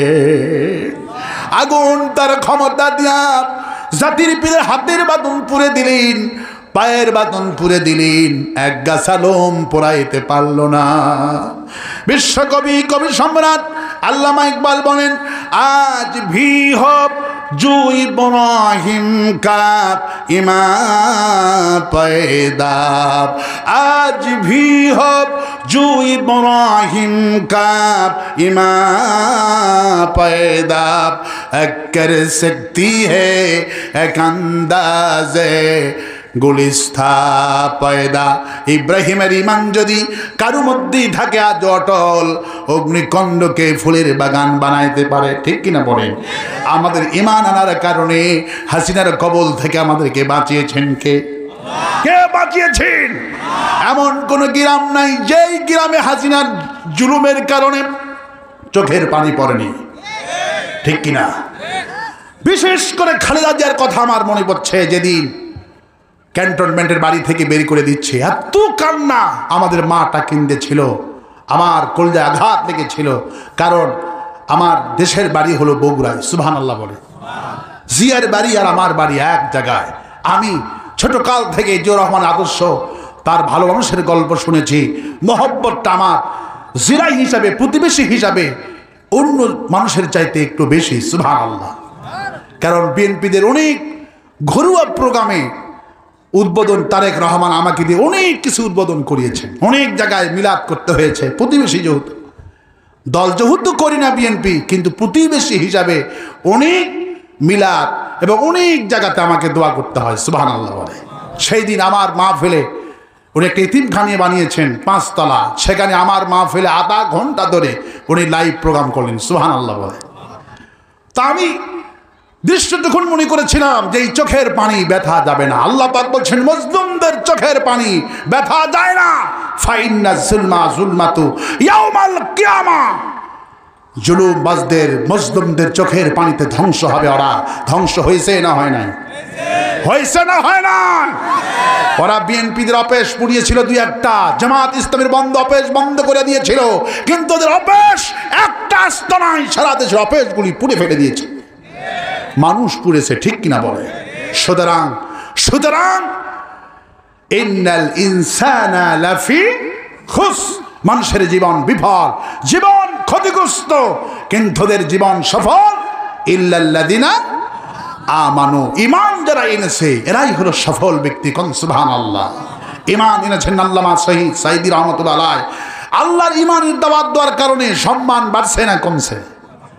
মৃত্যুর পরেও সম্মান। কবরে প্রতিদিন হাজার হাজার মানুষ সাইদি সাহেবের কবরে দোয়া করতে আসে। আমি জিয়ানগর মাঠে মাসুদ সাইদ আমাকে দিয়ে প্রোগ্রাম করলেন, সেদিন দেখি মুর্শিদাবাদ থেকে ভারতের 39 জন মুসলমান কবর জিয়ারত করতে আসে। আল্লাহু আকবার। পাকিস্তান থেকে এসেছেন, জিজ্ঞেস করলাম তোমরা তো উর্দু বোঝো, বাংলা তো বোঝো না, কেন জিয়ারত করতে আসছো কবর? কয় আল্লামা সাইদির কোরআন তেলাওয়াত আমরা বাংলা বুঝি না, ওনার শুধু বাংলা কথাটা কেটে কেটে ওনার কোরআন তেলাওয়াত আমরা বাজাই, ওনার তেলাওয়াতের মতো পৃথিবীর কোনো কারির তেলাওয়াত কলিজা ঠান্ডা হয় না। আমার ভাইরা ফাইন্নাজ যুলমা ইন্নাল্লাহ ইয়ারফাউ বিহাদাল কিতাব, রাসূলুল্লাহ বলছেন মানুষের সম্মান বাড়ি, মর্যাদা বাড়ে কোরআনের জন্যে। আল্লামা সাইদ দুনিয়া থেকে বিদায় হয়ে গেছেন, খেদমত এমন কোনো অঙ্গল নাই খেদমত করে নাই, সুবহানাল্লাহ বলেন। জীবনে একটা শেষ বই লেখা লেখে গেলেন যে মৃত্যু দেহ নিয়ে আল্লাহ কি করবে। আজকের বই ঢাকার থেকে এসেছে, আমার একটা ছোট ভাই নিয়ে এসেছেন, আমি সাদগায়ে জারি হিসাবের জন্যে ঘোষণাটুকুন করলাম। আল্লামা সাইদি জীবনের শেষ লেখা মৃত্যু দেহ আল্লাহ নিয়ে কি করবে। আপনি জীবন্ত অবস্থায় কোরআন দিয়ে জীবন চালালেন না, কোরআন বিরোধী জীবন করলেন। মরার সময় পৃথিবীর সমস্ত মানুষ যদি বলে বিসমিল্লাহি ফি সাবিলিল্লাহ মিল্লাতি রাসূলুল্লাহ, আল্লাহ নবী রাসূলকে উঠে আমরা দিলাম, আপনার এই লাশ কি রাসূল গ্রহণ করবে?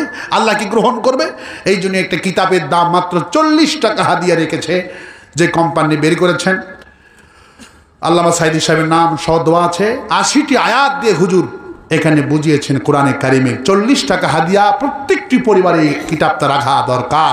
আমি এখন আলোচনা শেষ পর্যায়ে নিয়ে আসতে সেই জন্যে, কারণ মেহমানগুলি আজকে এসেছেন, এনারা যে এতক্ষণ ধরে এখানে বসেছিলেন, এই জন্যে আল্লাহ পাকের কাছে শুকর আদায় করছি আজকের মেহমানগুলিকে এবং আমাদেরকে পরিপূর্ণ ইমানদার হিসাবে কবুল করুন।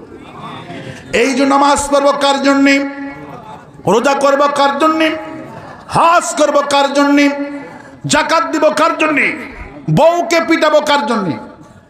নারীদের ব্যাপারে আমি 5টা মিনিট বলেই আমি আমার অতিথিদেরকে আমি দেবো ইনশাআল্লাহ। মায়েরা এসেছেন অনেক, পুরুষের চাইতে বেশি নারীদের হক আছে না নাই? আছে না নাই? বউকে মারা যাবে? ইল্লাল্লাযিনা আমানু, ইমানদার ব্যক্তি, রাসূল বলছেন বিবির গায়ে হাত তুলতে পারে। রাসূলুল্লাহ বলছেন যারা বিবিকে মারবে এরা ইমানদার নয়, এরা হবে ফেরাউন। এরা কি? ফেরাউন। কারণ আমাদের মা আসিয়া আলাইহিস সালামকে হত্যা করেছে, মেরে মেরে হত্যা করেছে, তার নাম কি ছিল? ফেরাউন। রাসূল বলছেন ইমানদার ব্যক্তিরা স্ত্রী গায়ে হাত তুলতে পারে না, যারা হাত তুলবে মারবে কিয়ামতের দিন হাসর হবে মিস্টার ফেরাউনের সাথে। এখন ফেরাউনের সঙ্গে কারা কারা হাসর করতে চান? 2 হাত তোলে। মাশাআল্লাহ, অনেক চালাক, তার অর্থ অনেক উর্বর এলাকা। আল্লাহু আকবার বলে। আল্লাহ পাক কবুল করুক বলে আমি। রাসূলুল্লাহ বুখারীতে বলছেন খায়রুন নাসি আহলিহি, ওই পুরুষ ভালো পুরুষ যেই পুরুষ তার বিবির কাছে ভালো হয়ে যায়। সুবহানাল্লাহ। কতটুকু বলে হুজুর বললেন আমি আমার বিবির কাছে উত্তম ব্যক্তি। মা আয়েশা বললেন আমি 9 বছর বয়সে বিশ্বনবী সাল্লাল্লাহু আলাইহি ওয়াসাল্লামের ঘরে গেলাম, বাসর ঘরে গেলাম, হাফ গিলাস দুধ ছাড়া কিছুই পেলাম না। কিন্তু পুরা ঘরের দিকে তাকায় দেখি আমার জন্য ভালোবাসা দিয়া পুরা ঘরটা রাসূলুল্লাহ ভরে রেখে দিয়েছে। আল্লাহু আকবার বলে। একজন সাহাবী বিশ্বনবী সাল্লাল্লাহু আলাইহি ওয়াসাল্লামের কাছে আসছে, হুজুর আমার বইয়ের মেজাজটা খারাপ। পুরুষের জন্য বলছি, বুখারীর হাদিস, হুজুর আমার স্ত্রী মেজাজটা খারাপ। হুজুর বলছেন, শোনো তোমার বিবি তো দূরের কথা, আমার বিবিও মাঝে মধ্যে আমার প্রতি রাগ করে। আল্লাহু আকবার বলে। হুজুর বলতে আমি আয়েশাকে বলতাম, আয়েশা তুমি কিন্তু মাঝে মধ্যে আমার প্রতি রাগ করো, আমি নবী টের পাই। আল্লাহু আকবার। আয়েশা বলল, হুজুর বলেন তো আমি কখন রাগ করি? হুজুর বলল, আয়েশা তুমি যখন রাগ করো তখন বলো ইব্রাহিম আলাইহিস সালামের আল্লাহ আমাদের প্রতি রহম করুক, আর তুমি যখন খুশি থাকো তখন বলো মুহাম্মদ সাল্লাল্লাহু আলাইহি সাল্লামের আল্লাহ আমাদের প্রতি রহম করুক। আয়েশা শুনেই হাসি দিয়ে বলল, ইয়া রাসূলুল্লাহ আপনার চোখ ফাঁকি দেওয়া সম্ভব নয়, আমি রাগ করলে ইব্রাহিম আলাইহিস সালামের নাম নিই, আর খুশি থাকলে আপনার নাম নিই। রাগ করার সিস্টেমটা কত সুন্দর। সুবহানাল্লাহ, আল্লাহু আকবার বলে। আমার ভাইয়েরা, ওমর ফারুক যখন ক্ষমতায় আসছেন, উমর রাদিয়াল্লাহু একটা কর্মী বইয়ের বিচার দেওয়ার জন্য আসছে। যখন নেতা তো ক্ষমতা, যখন যে ক্ষমতায় থাকে তখন কর্মীদের চাওয়া পাওয়া আসে না? কর্মীর চা জুমুর এখন ক্ষমতায়, উমরের জন্য আমি এত পরিশ্রম করি আর আমার বইয়ের মেজাজটা এত কঠিন, একটু বিচার চাই। ওমর রাদিয়াল্লাহু তাআলা আনহুর বাড়ির দরজায় যখন এই কর্মী পা দিয়েছে, দেখো ওমর রাদিয়াল্লাহু তাআলা আনহুর স্ত্রী এই কর্মীর স্ত্রী চাইতে 40 ডিগ্রি মেজাজ খারাপ। কর্মী বলতেছে সুবহানাল্লাহ, কাজ হয়ে গেছে, আর লাগবে না। এই কথা মুখ থেকে বের হয়ে গেল, আর লাগবে না, ওমরকে বিচার দেওয়া কাম হয়ে গেছে। ওমর শুনলেন কি কাজ হয়ে গেছে, কর্মীকে কাছে বসালেন, নিজ হাতে পাকা পাকা খেজুরগুলি পাললেন, খেজুর খেতে দিলেন, জমজম কূপের পানি দিলেন। সুবহানাল্লাহ, মাথা ঠান্ডা হয়ে গেল কর্মীর। জিজ্ঞেস করলেন, কর্মী কি জন্য আসছিলা? কয় ওমর এসেছিলাম নিজের বিবি রাগ আপনার কাছে বিচার দেওয়ার জন্যে। বাড়ির দরজায় যখন আপনার পা দিলাম, আমার বিবি মাশাআল্লাহ অনেক ভালো, আমার বিবির চাইতে 40 ডিগ্রি আপনার বিবির মাথা গরম। আমি চিন্তা করলাম, আলহামদুলিল্লাহ, সুবহানাল্লাহ, আল্লাহ তোমার শুকুর, আমার বিবি অনেক ভালো। ওমরের বইয়ের যা মেজাজ দেখলাম, ওমরকে বলে তার কি কাম হবে। ওমর তাকে বসালেন, বসে বললেন, বিবি কার? বিবি আমার। সন্তানগুলি কার? আমার। তুমি কি ভাত খেয়েছো? হ্যাঁ, ভাত কে রান্না করেছে? আমার বিবি রান্না করেছে। তুমি যে প্লেটে খেয়েছো প্লেটটা কে ধুয়েছে? বিবি ধুয়েছে। তোমার গায়ে যে এত সুন্দর পোশাক দেখতেছি, এই পোশাক কে ধুয়েছে? বিবি ধুয়েছে। তোমার সন্তানকে গোসল কে করায়? বিবি করায়। মাদ্রাসায় কে নিয়ে যায়? বিবি নিয়ে যায়। কে নিয়ে আসে? বিবি নিয়ে আসে। সন্তানকে কে ঘুম পাড়ায়? বিবি ঘুম পাড়ায়। এই ঘরটা কে ঝাড়ু দেয়? বিবি ঝাড়ু দেয়। উমর বলল, মিয়া যা বলি তুমি তো একটা বলতে পারলে না যে আমি করি, সবই তোমার বিবি তো করে। আমি তো কোরআনে কারিমের হাফেজ, সাহাবীদের মধ্যে সবচেয়ে কম দিনে গোটা কোরআন মুখস্থ করেছিলেন ওমর, মাত্র 19 দিনে কোরআন মুখস্থ করেছিল। মোর বলল, আমি হাফেজে কোরআন, তারপরেও তোমাকে দেখার জন্য কোরআনটা নিয়ে আসো। আমি তো সেই নিতাম, কোরআন যেখানে আমার আদর্শ সেখানে। কর্মীরে, তুমি তো তোমার বিবির বিচার দেওয়ার জন্য আমার কাছে আসছো। তোমার বিবির রাগ বেশি বলে শোনো, রাগ বিবির বেশি না তোমার বেশি? কোরআন দিয়ে প্রমাণ হবে। কোরআন শরীফ আনা হলো।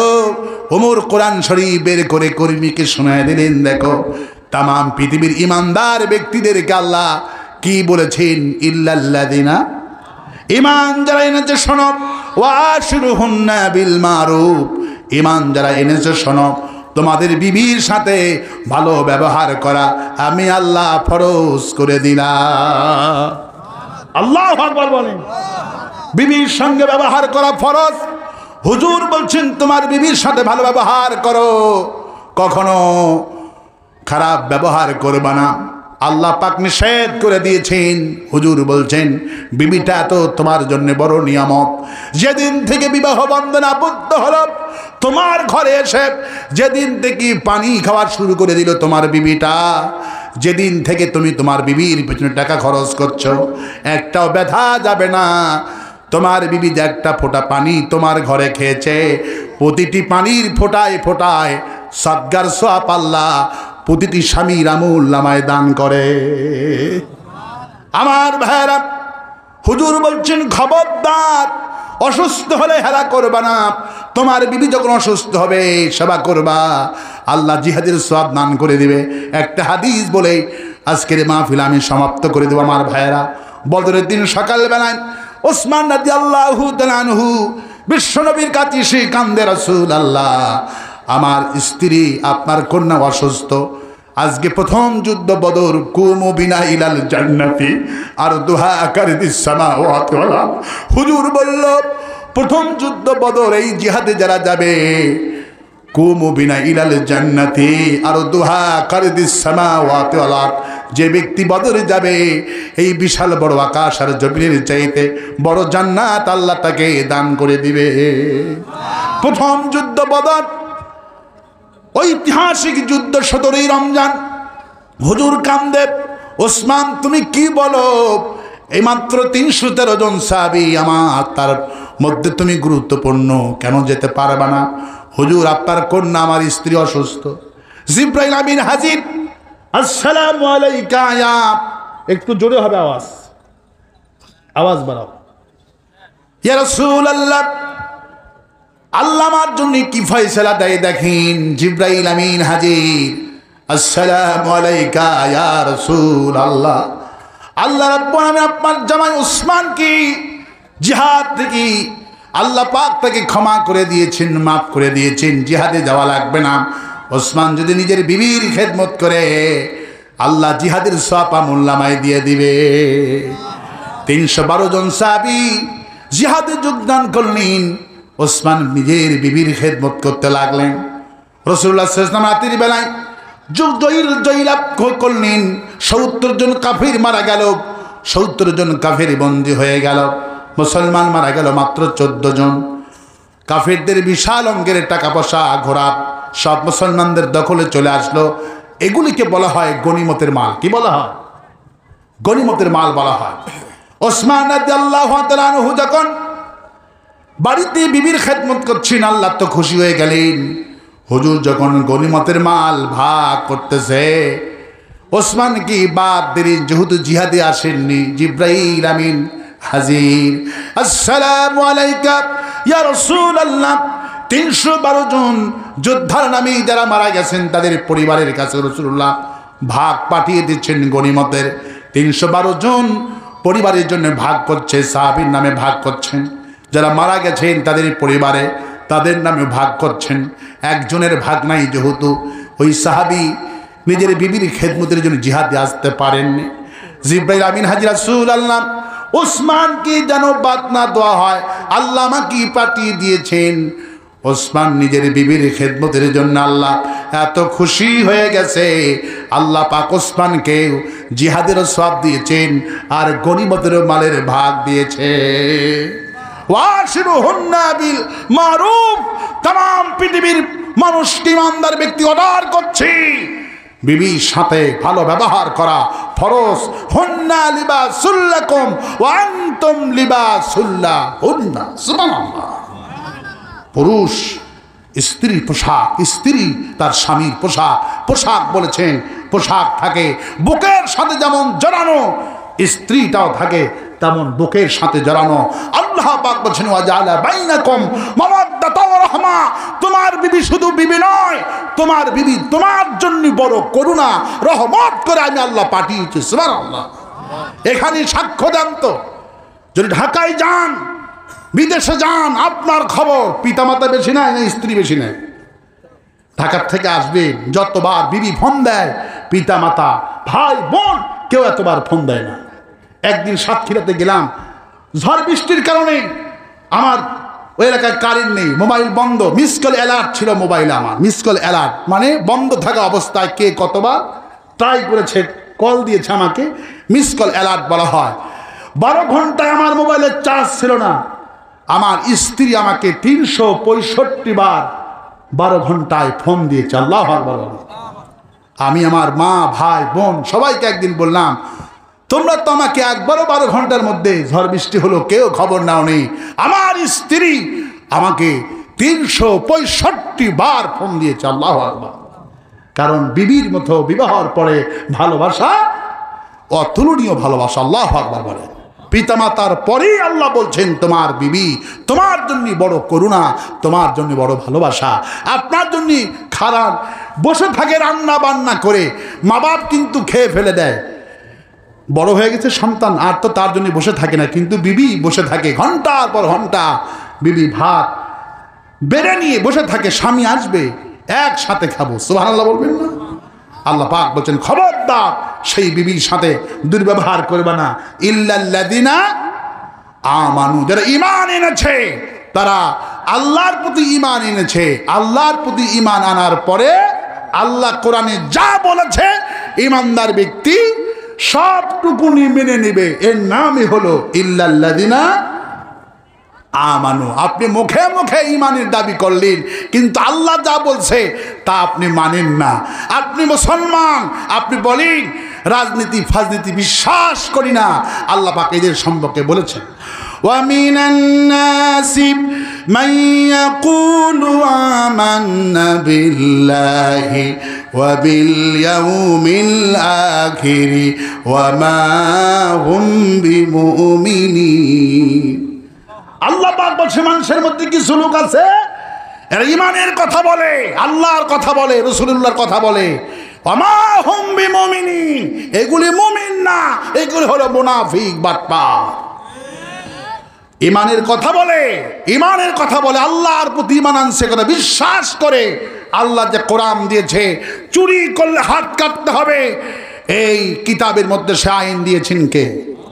কিন্তু আওয়ামী লীগ আল্লাহর কথা বলতো আর চুরি করলে হাত কাটা আইন যেই দল চায় সেই দলটাকে নিষিদ্ধ করলো, সেই দলের নেতাদেরকে ফাঁসি দিয়ে হত্যা করলো।